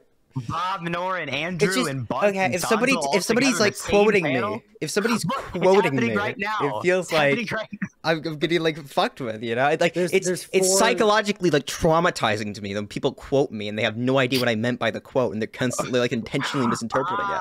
It messes with my mind. Okay, it's utilitarian bad for me to not respond to it. In my opinion, I think the reason we couldn't stay on a specific thing is I think that Andrew and I both tried to clearly outline where our philosophical underpinnings are and where we wanted things to go, and neither of you even attempted. I attempted, but it's not just economic. I definitely attempted. I did it multiple different times. You literally did. I did it multiple different times, Rob. Tell me, Rob. I said the economy is good to work efficiently. Okay. Moderator moment. Okay. We have super chats. We got to get through them. We have callers that want to jump in, right? I want to read through these really quick. Well, Emmanuel says, if only watching Truth Stream Media, the trust game, and reading a little Thomas Sowell could increase the value of my pesos instead of my frustration from hearing bad arguments. That was given at a price of 100 pesos. It looks like a dollar sign and then 100. That's about $4 USD. I'm being very serious. The lowest chatter, the lowest of all of you. The third rail from Omar, everyone's best friend. Everyone loves him. 26 cents, Sid. 26 cents for $100 in pesos? Yeah, it's 26 cents. You don't know that? Well, that'll be a boon to Mexico, right? That money being spent here in the United States. I can't believe it. I've been backstabbed. No, it's $4.89. I felt heartbroken. I was like, no, I feel like an idiot. No, I'm the one who doesn't know about Forex. Okay, the third rail with Omar. The irritation. Oh, really? Oh, are we moving on from the last thing? Sorry, I just want to say, like, he's going through the supers. That's okay. Gotcha. Going through the super chats. Talk about it later. Yeah. So the third rail with Omar says for $5, for $5 real dollars, controlled legal immigration, yes, in all caps. Illegal immigrants, no. I believe Omar is an immigrant, just from my guess about that. So I guess maybe he might have some like expert authority that we should all appeal to. Controlled legal immigration, yes, but illegal immigrants, no. It's bad when illegal things happen. We can all agree. American Nacho says for $5, drink every time Bunk's voice crack. I can't sit here while you make fun of people's voices for cracking, because mine does it every stream at least 8 times. So I can't shit on Bunk for that. But thank you for the $5, American Nacho. It's always good to have you around. Shit on both of you for that. No, Andrew, we can shit on you from when your voice goes out from chain smoking as well. Okay, I don't want to play that game with you. Well, you gotta wait. You gotta wait until it does, and maybe you should. I gotta wait until it does. Have such an effeminate Listen, voice. You want me to start smoking? You want me to get lung cancer? Right, lung cancer. I don't know. I'm pretty intent on outliving you, old man. All right, you know it's gonna be funny. all you fuckers end up coming down with cancer, and you'll be wondering why that guy. I'm gonna come down with cancer. You've been smoking a cigarette the entire stream. I'll bet you anything, right? This is how it works in my family. It's a bunch of 95-year-old, almost dead Irishmen, but they never get actually anything that's going to kill them. That's how it works. I guess you just have. I hope that you're the deviant, don't you? I mean, contrary to popular belief, there's people who smoke their whole life with no negative health ramifications, really.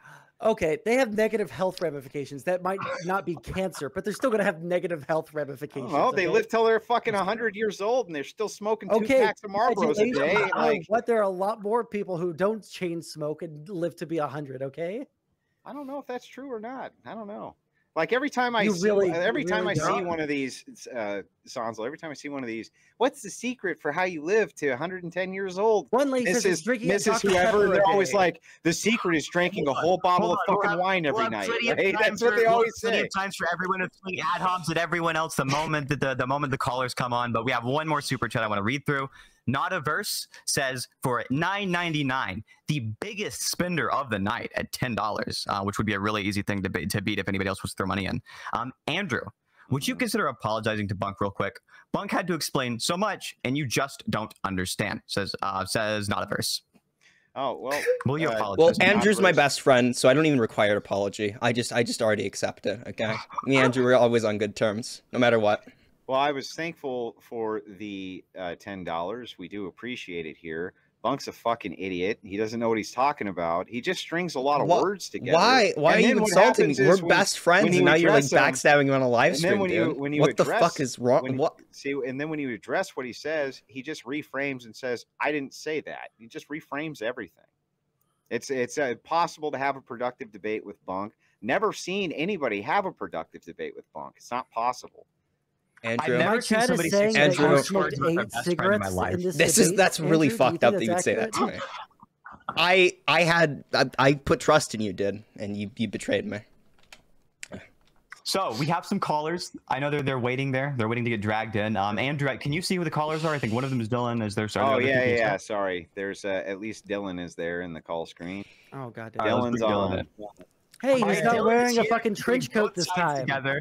What's up, Dylan? Specifically, just like last time. No. All band together for that. Yay. Okay. So, you know, that was funny. Even if you guys didn't get the joke, it was still fucking funny. I didn't hear you. So, can I ask my question now? Go for it. Oh my god, the bomb.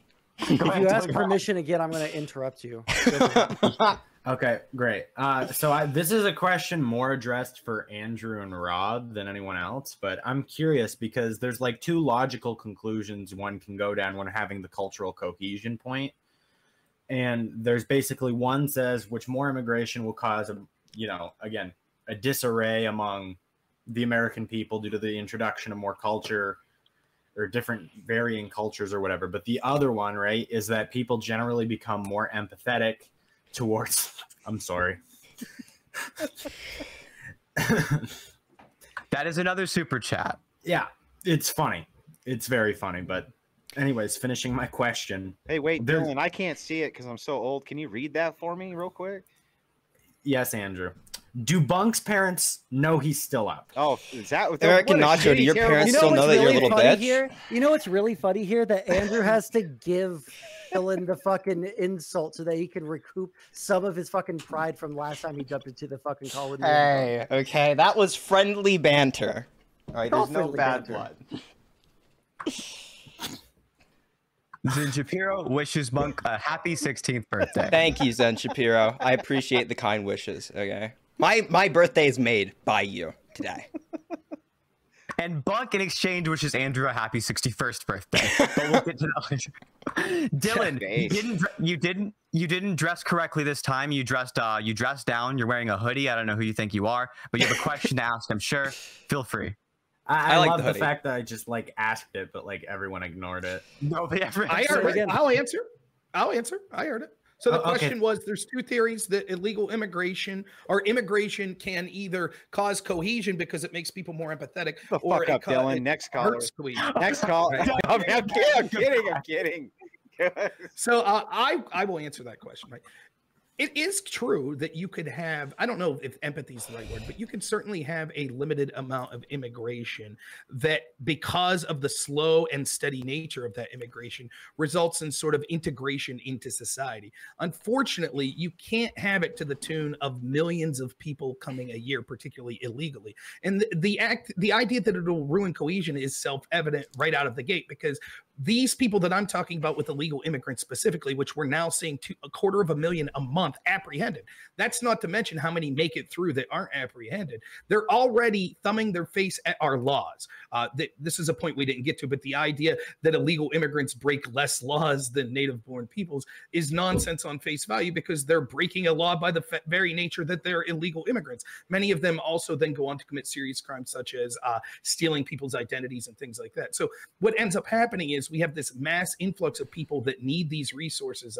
For example, I believe the Government Accountability Office in 2013 did a study that said illegals contribute about $10,000 a year in taxes, but they use about $24,000 a year in resources, government resources and welfare programs. So that's incredibly lower than the average American and what happens there. And so what happens is there's ghettoization and things like that. You could go into certain communities and see there's not assimilation occurring because of the speed and the rapidity and the fact that people are coming and not adhering to the culture and the laws of our country in the first place. And so that does kind of ruin social cohesion in the way that it's occurring right now in the United States. Is it possible to have a sensible legal immigration system, which is factoring in when we could specifically take the type of people that will help our economy, but also take into account like not bringing in so many people that don't agree with our culture? Yeah, that's absolutely possible. And I would be in favor of a system like that. But that is the opposite of what we have right now, which Sondsol and Bunk both seem to endorse the status quo. So, whoa, okay. Really quick. So wait, I want to press Rob really so. quick.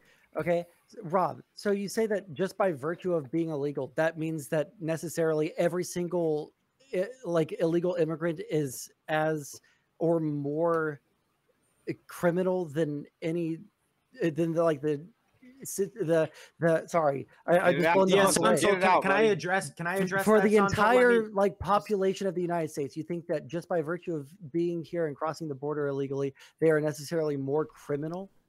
Can I just let me? Do you mind if we do it back and forth real quick? I'll be short on my question. Yeah. Oh, hold on. When we say that someone breaks the law, we would say they're engaged in a what action?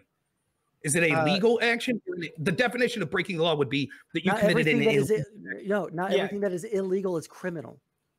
Well, like, can I just an example? Like in Houston, they decriminalized marijuana. Well, then it wouldn't be illegal. No, it might have illegal. civil penalties. No. It is illegal, right? But it's decriminalized. What does decriminalize mean? It's just semantics. No, it's not. Sondsol, I thought hold on, Andrew. I thought semantics mattered. Wait. Sondsol doesn't matter here. The legal code. Oh, it doesn't matter here. It mattered before, not here anymore.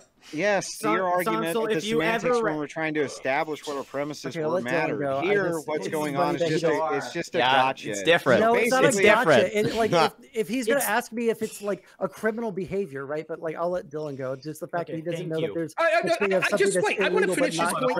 I want to finish his point. So if you're saying, please, just a second, Dylan, you've got another question to ask. I'm sorry, Rob. I'm sorry for cutting you off there, but Dylan, go ahead and ask your question. This specifically expands on what we were all just talking about here, because this was important. So we talked about criminality from breaking immigration laws, right? And understandably, that in and of itself is a criminal action. But when we actually talk about dangerous violent crimes, aggravated assault, domestic violence, robbery, armed robberies, things like that, natural born American citizens commit over twice the amount of crimes in that nature that illegal immigrants do themselves. So there's the statistic shows that 1,500 or so, I think it's like 1,486 per 100,000 American born citizens. Yeah. Hey, Dylan, commit a violent crime. Can I respond to that real quick? Yeah, sure. Shoot. Do you think that every crime is solved?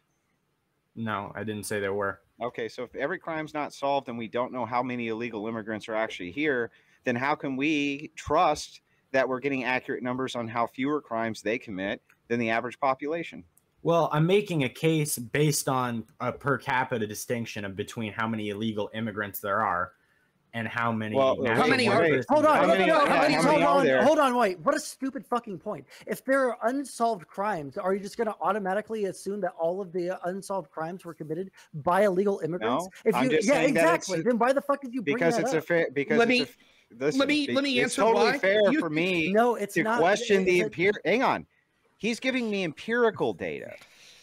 Right? He's not making a logical argument. He's giving me empirical data. Right, and you I'm telling him that I'm illogically. questioning his empirical data using logic, No, which is totally it's an fine. illogical question. It's not Because- no. illogical. Hang Okay. on, Sondsol, did he answer my logical questions with yes or no? There- And no, then we there got was- to the hold- conclusion, right, Sondsol? The question, your response to him, right, Uh-huh. by saying we don't even know how much crime they commit because not all the crimes Right, are solved. that's right. So, So you're how therefore do I know saying- the empirical data is correct? Because if there is a person who is caught doing a crime and they are illegal, then that would go into the statistics. Yeah, if there was so a crime, that- hold on. nobody If there is a disputed that. crime, you're like necessarily like making the argument that if there is a crime and it is unsolved, it was probably No, Sondsol, I'm not doing that either. Well, that's the implication. Can I behind the sum argument. this up? Can I make both? What are you talking Can I make about? both positions? I understand Please, both real quick, positions. let me clarify this, right? Sondsol's argument would seem to be this.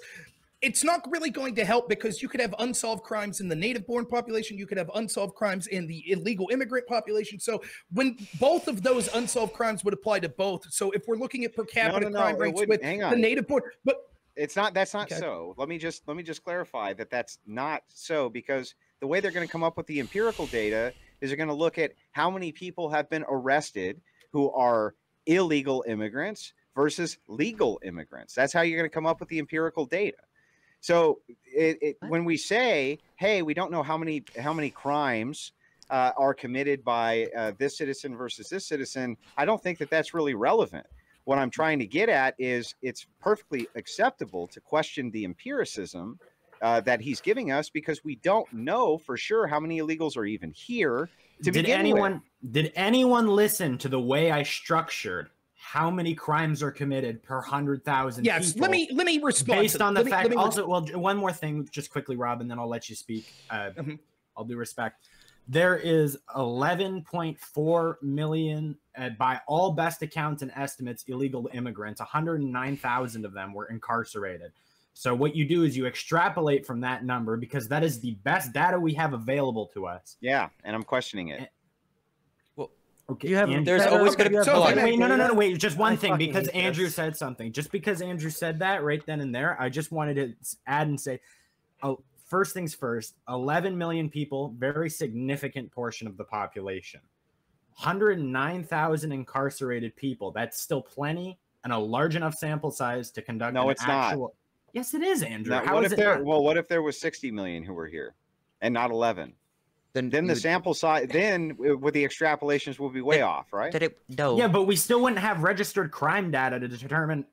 Yeah, I know. That's so these people aren't criminals then. Dylan. No, That's Andrew, this is why this is the most ridiculous thing I've ever heard. Because if there are 60 grabbing your million head and illegal screaming immigrants, is not going to make your argument better.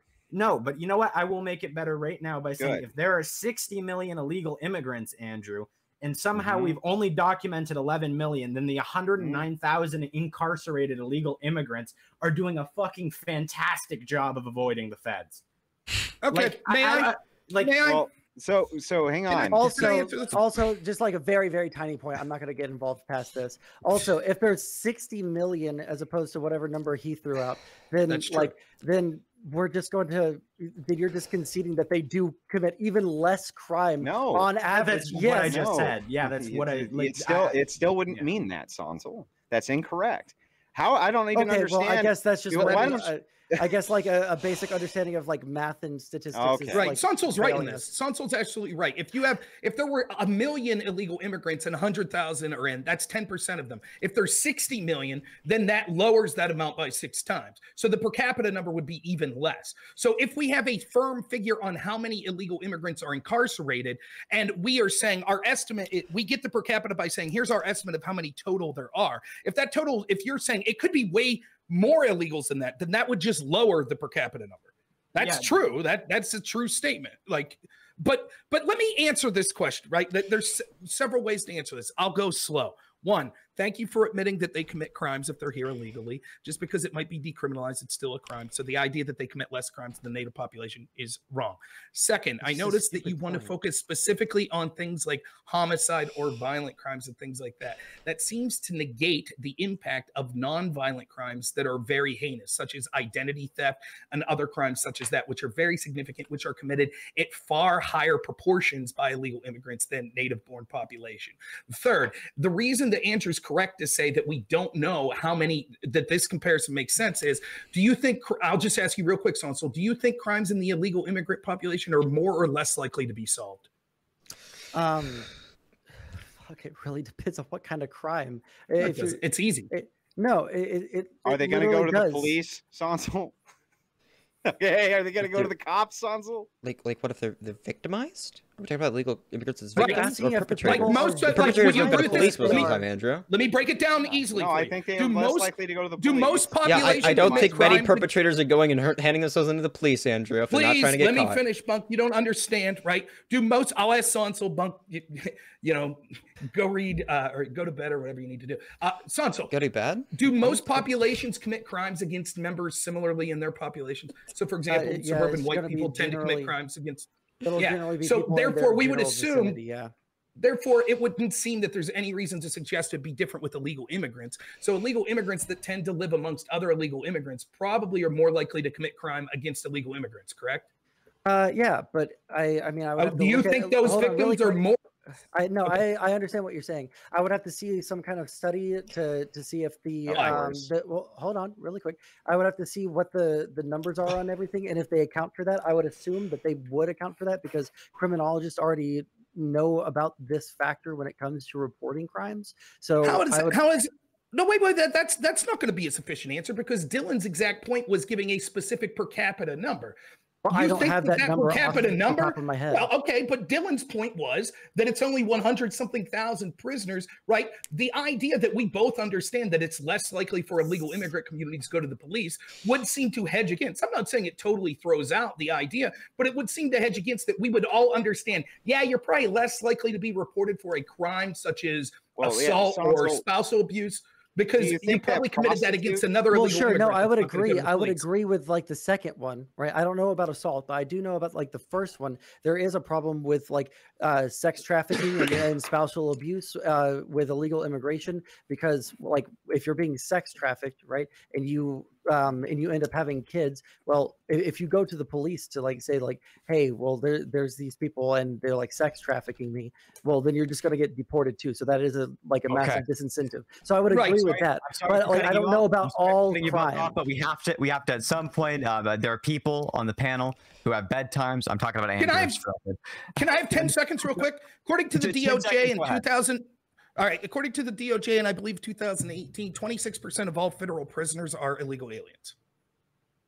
I'm sorry, say it again. So you can cherry pick the data any way you want, but the problem is a lot of the data, when they have the numbers, they don't know everyone that's illegal. There could be a litany of people locked up that the states that have them locked up don't know that they're illegal because of identity. This is not 10 seconds. I know. His numbers are wrong. That's what I'm saying. Okay. It's a fair point to bring up, but we have to at some point end it. I know there's never a good time to do it. We also have to make sure that we plug each of the panelists get a chance to plug themselves. We also, anybody watching this, I know there are more people viewing and who have been viewing the entire stream than there are people who have liked the video. So unless you're going to be a dishonest, disingenuous individual, you got to click that like button. You got to subscribe, maybe even hit the bell. But let's start. I guess we'll do it in we'll do it in this order. We'll start with Rob, if you want to plug yourself, and then we can go same order around. My name's Rob Noerr. You can find me right now on twitch.tv/Rob Noerr. Hopefully I'll be on other platforms soon.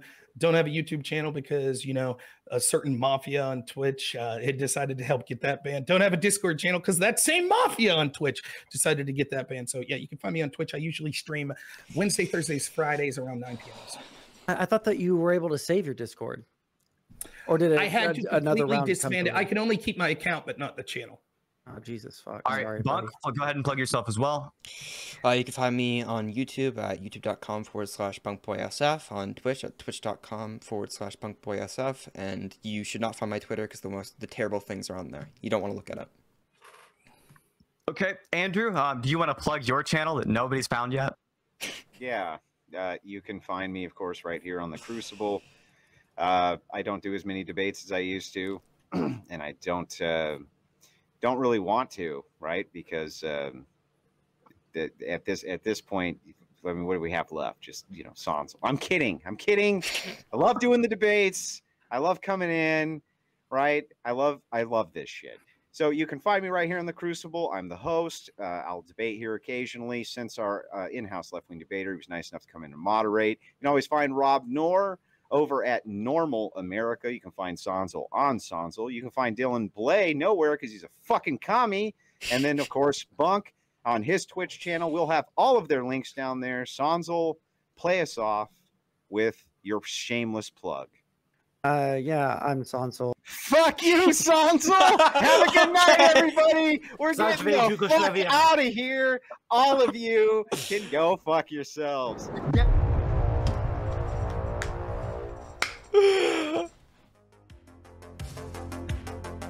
I like this music, so we're sitting here. We're listening to it. Fuck you, Sondsol! Fuck you! This shit's good. I love this fucking music, dude.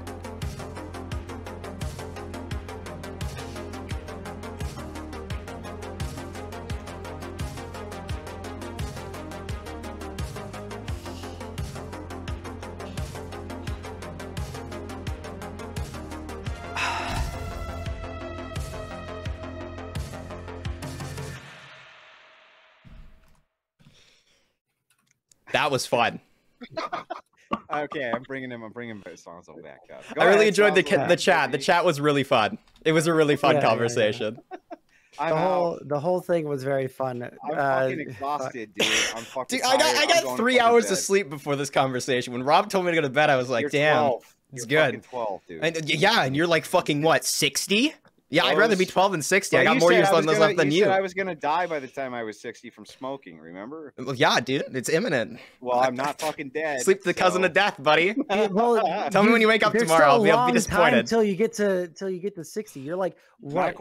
You're like 32. No, but you look that way because you've been smoking so fucking much, dude.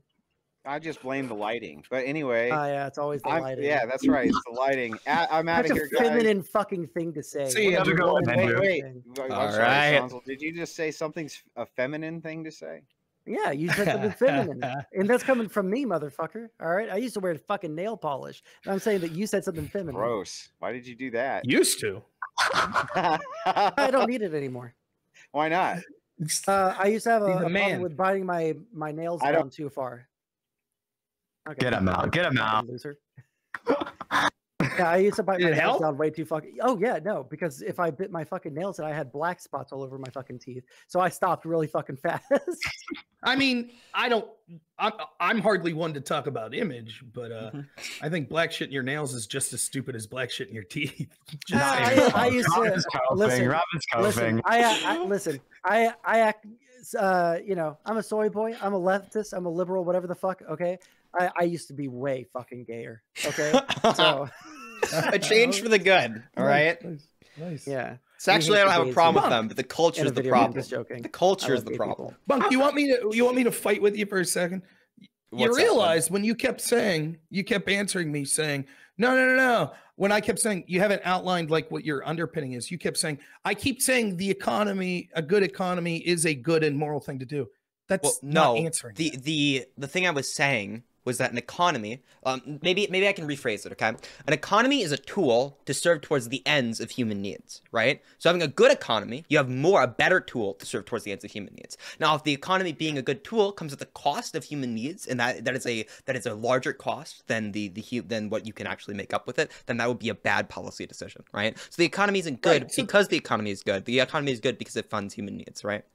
But that's you're agreeing with what I'm saying. Your point. No, You keep saying, I kept saying I was agreeing with you. No, that's no. But my whole point was that you're both basically making the argument that it's just about the economy. Well, no, it's not, right? So I just said at the very end that if you have to improve an economy, you have to take large losses to human, like for example, human preferences. That is a bad decision because the economy serves human preference. That's why the economy is good. Let me rephrase. The only beneficial reason for immigrants is that it helps the economy. right? Because you're saying, well, other things could possibly outweigh, right? It's so a the weird next position place... to hear leftists argue because, just let me finish real quick. It's a weird position to hear leftists argue because I would think if I talked to either of you, right, and I was like, hey, let's say that this guy named Bob comes from Mexico, right, and he's a hard worker. And he's been working a day laborer for 3 years, and he's helping out the local economy. But unfortunately, Bob was in a terrible car accident. He didn't have much money saved up, and now he can't work, and he's just going to be hospitalized. I don't think either of you would be like, well, he's not benefiting the economy anymore. Yes, he's exactly. a drain, so send him home. That's what I thought that you all would say. But instead, you're like, no. And that's what I'm saying. It's a weird debate tactic because it seems it allows me to then say, well, then all I have to do is say, we can disagree on which groups of people help the economy or not. But you're conceding if they're a drain on the economy, kick them out. And there's certainly immigrants that's true of. So there are times when you'll say somebody's a drain on the economy and they also don't serve human needs. So then we kick them out, right? But if we establish it's a good thing for the economy, then we move on to the next argument. That's like the culture or the cohesion argument, right? Which I was hoping we'd be able to move on to. We didn't get time to do that in this debate, right? Where you'd show, okay, well, is the negatives that happen from these immigrants a larger negative than the positives that happen from the economy, right? But I feel like you're viewing this the opposite way because that's, how do I phrase this? You're saying that the positives are all to the economy. You're not saying that there's these other positives with them. Right? Okay, You're just saying confused. Well, the economy could be can I see used. if I can bridge the gap really quick? Can I just jump in? Please. Go for it. I think the position that Bunk and probably Sondsol as well, because I know this is my position, is that not that it's the only benefit, not that the only benefits to the economy, just that the economy is a very large benefit and maybe the largest one, right? And there might be other benefits that are other than that just aren't as significant, right? Not that there is only the economy, right? Like, yeah, I wasn't trying to make any cultural argument whatsoever. Well, I was totally willing to go down to the cultural arguments, but it might just be the case that like Bunk or Sondsol think that like the benefits to the economy are massive and the benefits culturally would be things like the they'd be things like, I don't know, like Mexican food or something, not things that are as significant, but that are just good.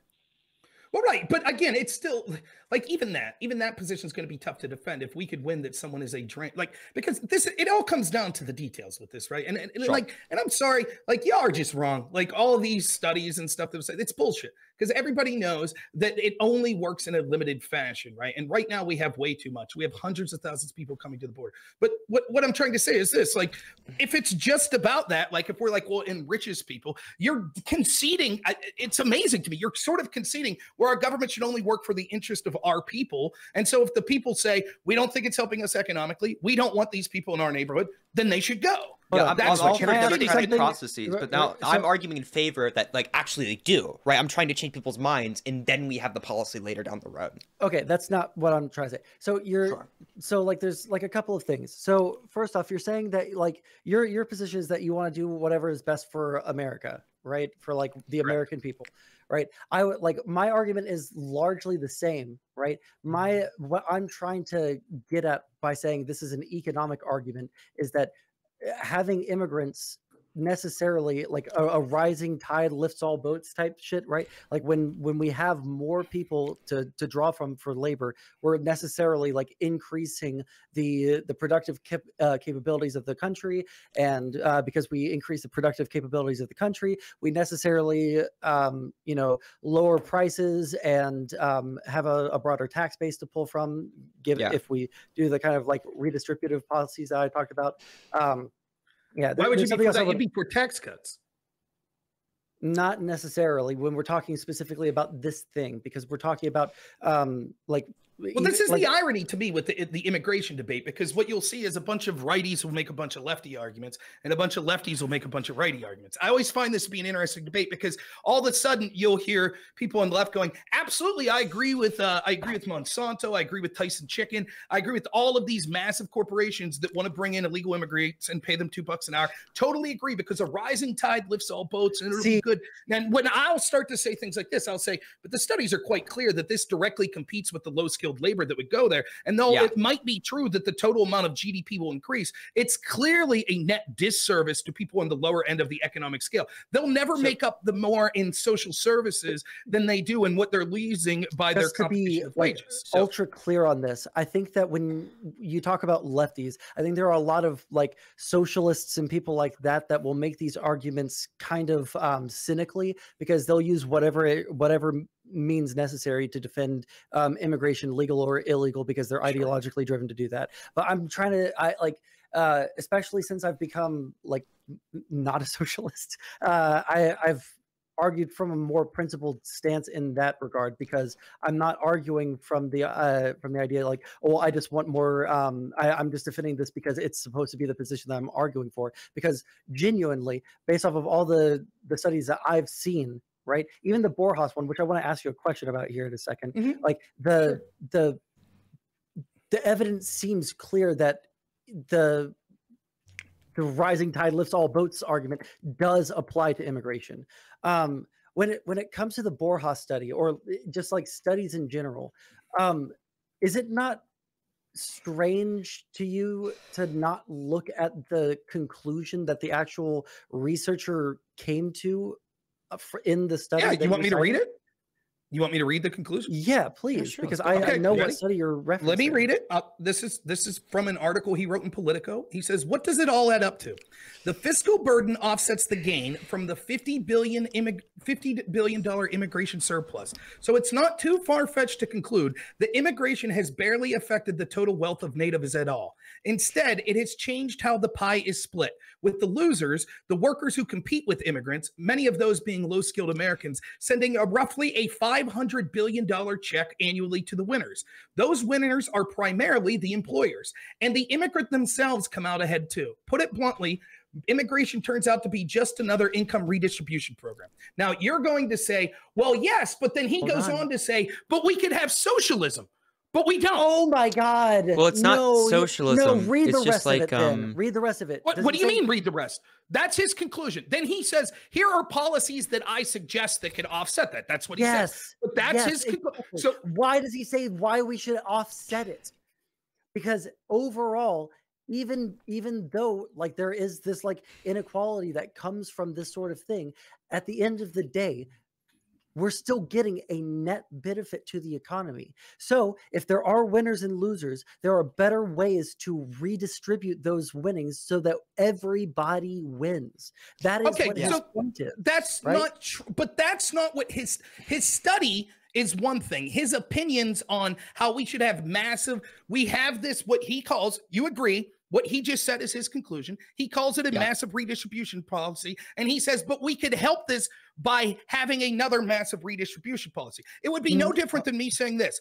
It would be no different than me reading this and then saying, well, Milton Friedman says the way to solve this is to get rid of the entire welfare system. And then you would say, oh, well, then that's what we have to do. We get rid of the welfare system, and then that would solve all these problems. You would say, look, I agree with you. I'm not questioning his empirical. Yes. Real quick, you would say, I'm not questioning his empirical data and what the numbers say, but I'm saying that his plan on what to do about those numbers are erroneous. That's what I'm saying with Borjas. Okay, no, and I agree with you. But the thing is, Borjas is among the most he is probably the most well-respected economist that is that has an opinion about immigration that is like in any way negative, right? Because if you look at any other study when it comes to economics and it comes and it's sorry, I just got a raid and it distracted the fuck out of me mid-sentence. 1 second, TTS. Okay, so goddamn. Okay, now we're good. The stream alerts, dude. Yeah, I do. So even if we're going, even if I was to like take what you said, yeah, I agree. But like I'm talking about this specific issue, right? If there was some evidence for like all welfare like needs to go, and that was the prevailing opinion among all economists, I would have to change my opinion on welfare. But like that's the thing when it comes to immigration. Most, if not all, economists agree that it is a net benefit to the nation, right? There might be some things that we need to do to make it more equitable to everybody in the society so that there aren't massive winners. I disagree. I disagree that massive socialism is good for the country. That's I don't. Borjas might think that it is. Let me read what he says at the end. You ready? Here's the last paragraph. Let's see what he says. Let's not be naive. Really quick? Yeah. Where do you want it sent? Can you shoot it to me in Discord or the chat here, whichever is easier for you? Can you also shoot it my way, Sondsol? Yeah. If I send it to Sondsol, can you send it to him? I'll try to send it to Discord. Yeah, I got your Discord, so I'll send it. I'll message you in Discord. Thanks. Maybe. My Discord. Right, All right. I'll read the last paragraph and then you can send it to Bunk. All right. Let's not be naive. Policy fights over immigration have often been fierce, taking decades to get resolved. To even partially compensate those Americans who would lose from the current policy, which you're defending, you defended the status quo immigration, would require massive new government programs to supervise a massive wealth redistribution totaling tens of billions of dollars. The employers that profit from the way things are now won't go along with these transfers without an epic political struggle. And many of those libertarians who obsessively advocate for open borders will surely balk at such a huge expansion of government. To make this work, Clinton and her supporters would have to acknowledge that our current immigration policy has indeed left some Americans behind. And Trump and his supporters will have to acknowledge that a well-designed immigration plan could be beneficial. All this is probably not going to happen, but only then can we have a real debate over immigration. So exactly. he's admitting he's agreeing with me. No, let me finish. He's saying it's basically pie in the sky. This would never happen. It's not going to happen. And let me finish. And it would be a massive wealth redistribution policy, which someone like me would be against. But now what you're saying here, again, this would be no different than if Milton Friedman gave these same numbers and said, this is $50 billion a year. Please let me finish. $50 billion a year goes to illegal immigrants, and it takes away from people that are low-skilled labor. Had the exact same numbers. In fact, he could have worked on the study with Borjas. And if Friedman comes to the conclusion like this could still be beneficial if we would end the welfare state, that's probably true. It probably is. I believe it is. You wouldn't say, oh, well, okay, fair enough. Then end the welfare. My plan is that the way things are going now with illegal immigration and the welfare state, if it's not a realistic plan, which it's not, as Borjas is admitting, then the next, and I don't think that his solution's a good solution anyways, but even if you win that it was a good solution, he admits that it's not going to get done. So the next best thing would be to stop this basic wealth redistribution policy right now that is from the poor to the wealthy. That's the status quo, which you're defending. Hold on, really quick. There's one sentence in here that you read that it feels like you're skipping over. And Trump and his supporters will have to acknowledge that a well-designed immigration plan can be beneficial. What he's speaking to here is that this is like, we can have immigration. It will make everyone's lives better if we are able to do this. Okay, well, you can say that, but like no economist would agree with you. But hold on, really quick. Wait, please. Okay. I didn't interrupt you when you asked me not to. Okay, so Trump supporters and his will have to acknowledge a well-designed immigration plan will be beneficial. This is something that I say to Democrats, right? There are people that are left behind by immigration, like he says in that statement. It's not like it's just like all fucking rainbows and fucking daisies and everybody's fucking happy no matter what because of immigration, right?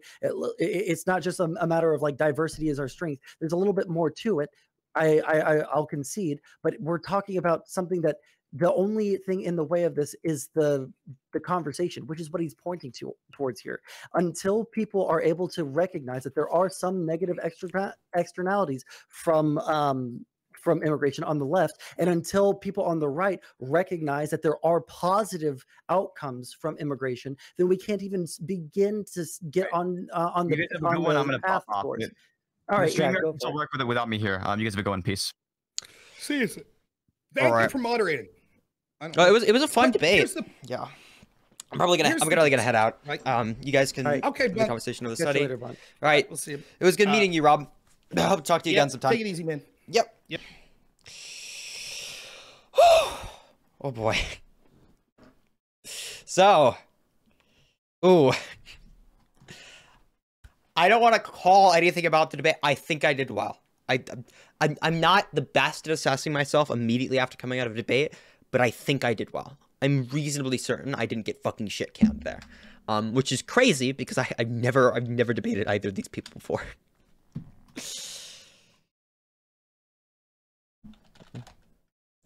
Hold on. Let me see if I can call Synth real quick. I want to get Synth's, like, I want to get a second opinion on the conversation. Oh boy. Synth. What are your thoughts? I think you did really well. I think Sondsol annoyed the fuck out of me. Like, holy shit, what an awful partner. I feel really sorry for you. I'm glad to know that the other people who were watching the debate also said sort of a similar thing. Even Zin Shapiro was in chat. Like, I kind of like Bunk, but damn, Sonsol's fucking insufferable. People in chat in KFC were also saying like, damn, Bunk is doing really well, but unfortunately this is probably just an L because of how awful Sondsol is doing. Which I agree. Sonsol's really, Jesus Christ, Sondsol was so fucking annoying. He kept like jumping in to like, yeah, I don't know if he thought he was like gonna make better arguments, but like the last time you debated, he lost badly, so he should just sort of let you lead. Oh no, I felt like the way that I expected to go into the argument was Sondsol could pick up on like points that I didn't really know that well, right? But I kind of felt like if we both know the argument, I would be the one who would like take the lead on the point, right? I think, maybe it's just like a bias towards the way that I speak, because obviously I would speak in a different way if I thought it was more effective to not speak this way, right? No, he does not have control over how he's speaking, right? Sonsol's speaking slowly like that because that's how his brain thinks, right? Sonsol's just like that, okay? He doesn't have control over it. You do. That means that you're picking the best option from the ones that you have, or at least your perception of it, right? Sonsol's not doing that. He just has one, right? He just has a manner of speaking. And he, like, stumbles through his sentences. In the fucking closing statements for your side, he ate up, like, a full 1.5 minutes just continuously reiterating on the exact same point very slowly over and over again. Like, I actually love immigrants being in my neighborhood. I think it would be super cool if there are a bunch of immigrants in my neighborhood. When immigrants come into my neighborhood, I like that. Like, dude, you've said it like 8 times, 8 different ways. You've said it every possible fucking permutation of the sentence is done. You've done it. Just stop. Fuck.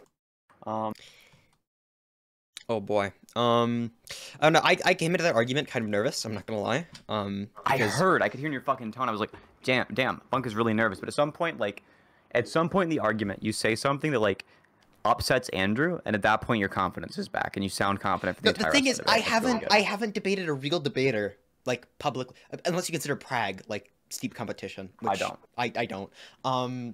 I haven't debated somebody who's like actually good at debating in a very long time. Okay, last debate that I had was somebody who was like actually a debater in the debate space was with Sondsol, right? And that's obviously that went well, but it's like you hop off of the debating and it's like, okay, now you like mind fucking yourself about like, okay, do I really have this conversation under control?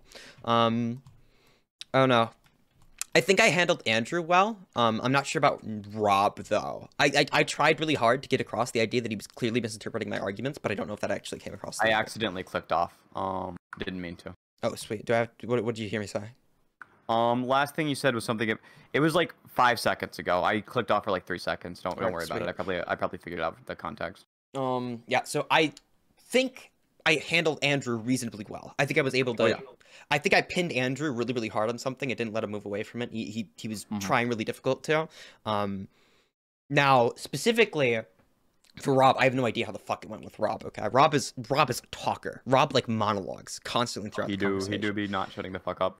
And he has this like weird thing. It's like you're not talking, but you're talking too much and you're interrupting me. It's like, okay, if you're not giving, that means you're not giving me room to talk in a conversation. If like I'm interrupting you and I'm also not talking at all, right?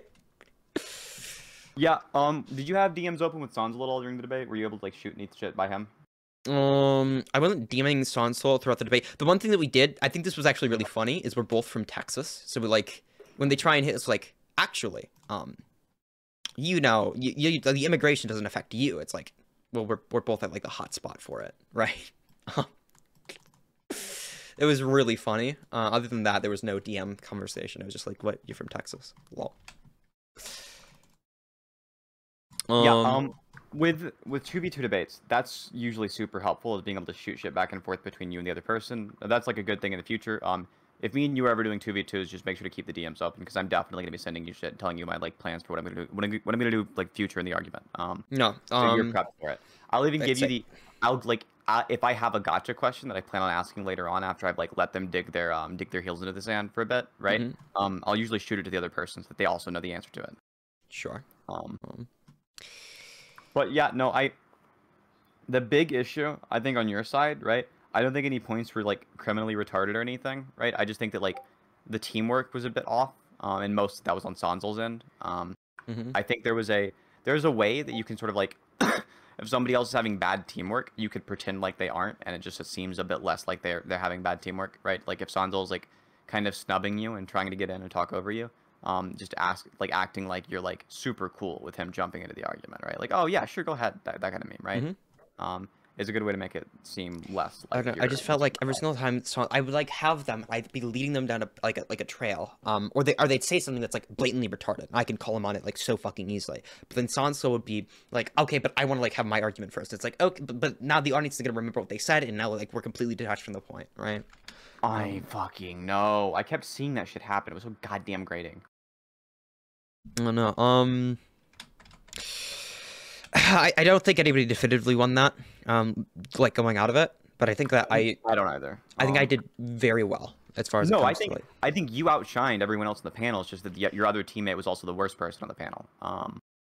So it's like the best and worst members of the panel were on the same team. Rob and Andrew. I think Rob certainly outshined Andrew. Andrew made that argument near the beginning of the fucking citizenship thing, right? Which I was like, as the moderator, I have the ability to jump in and be like, nope, that's off topic, right? I wish it had been like you or Sondsol who had pressed them on that instead, because then it's like I look more like a fair moderator. The less I have to do, the more fair I look. I feel like it's such an obvious point to most people, like in America, right? That people don't stay here if they're going to be thrown out the second they can't work anymore, right? You establish a community here. If you are like fucking senile, good luck establishing a community somewhere else, right? Exactly. They're just like, it's just such a large disincentivization. You also want them to invest, like, for example, in retail, as I brought up. The way to get people to invest in retail is by giving them citizenship and allowing them to live their life. And they also produce children who could also work, right? But yeah, unfortunately, when it comes to shit like that, like if I'm the moderator, I have to remain unbiased. So like I can't really do much to help you there. But yes, there are a lot of things afterwards, right, that I can like show you, talk to you about, right, that are like huge issues. Me and Mr. E were talking for a lot of that, right? We were like, there are a lot of points on the finance point, right? I think that every single panelist did really poorly on the finance point, right? That's the one that I'd recommend working on. I'd recommend talking to Paul about that. Paul's a financier. That's his job. Okay, so what specifically about the finance point? Like, what is being classified as a finance point in this conversation? The finance points are the set of things in regards to like what gives money its value, the monetary talking points, right? I didn't say fuck all on that because I'm not that informed on that. Yeah, I know, right? That's why that's one of the reasons why I think that that's the aspect of it which I think was issuesome for you. Rob and Sondsol talking out of their ass was the issue for them. No, I'm a bit annoyed, right, with how the panel went, but as the moderator, I had to remain unbiased, right? I think that it's kind of a wash, right? But damn, I think Sondsol underperformed. And I like Sondsol, right? Like I don't want to shit talk Sondsol at all because he's an incredibly nice person. He's an incredibly nice person. He's worked through with all of this. Yeah, exactly. He's great interpersonally, right? He's great interpersonally, but fuck, the teamwork on that end was like really off. Oh no, dude. That's what I recommend talking to Sondsol about. I legitimately at points in time I really just wish that Sondsol would like just take a step back and let me take on both Rob and Andrew at the same time, because I feel like I could juggle between the two of them. If they're both like talking over each other, you just respond to the one that's like the most retarded, right? And then you kind of hand wave the rest of the but whenever I have somebody who's also trying to come in and also trying to steer the direction, like the conversation in another direction, it's like, okay, I really want to nail somebody on this point. I don't want to go to like way off topic. We can nail them on this point and then we can go to the next topic, right? Yeah. All right. So I'm gonna hop out in just a second here, but I want to give you my closing thoughts, right? On the debate, right? Sondsol is a great guy, but there was the issue with the 2v2 was there did not seem to be a solid bond or any kind of like enough of a relationship built up with in terms of like knowing how the other person argues to make that teamwork work really well. The advice if I was giving it to Sondsol, right, would be like, hey, be nicer to the person on your team and never make it look like you're snubbing them, right? And my advice to you is, if you feel like the other person snubbed you, don't show it, right? Don't show that that's the case. I think that overall, yeah, it's a kind of a wash. But I think it's a wash mostly due to that one aspect. If you guys looked like you were like in lockstep and had knew what was going on, it would be a win. Right? That's why I wanted to talk with Sondsol so much more before the debate happened, because I'm like I was afraid of it actually happening. It was like realized in the debate. Okay. I wanted to establish, okay, here's the arguments. I'm going to give you all the winning arguments for this topic, okay?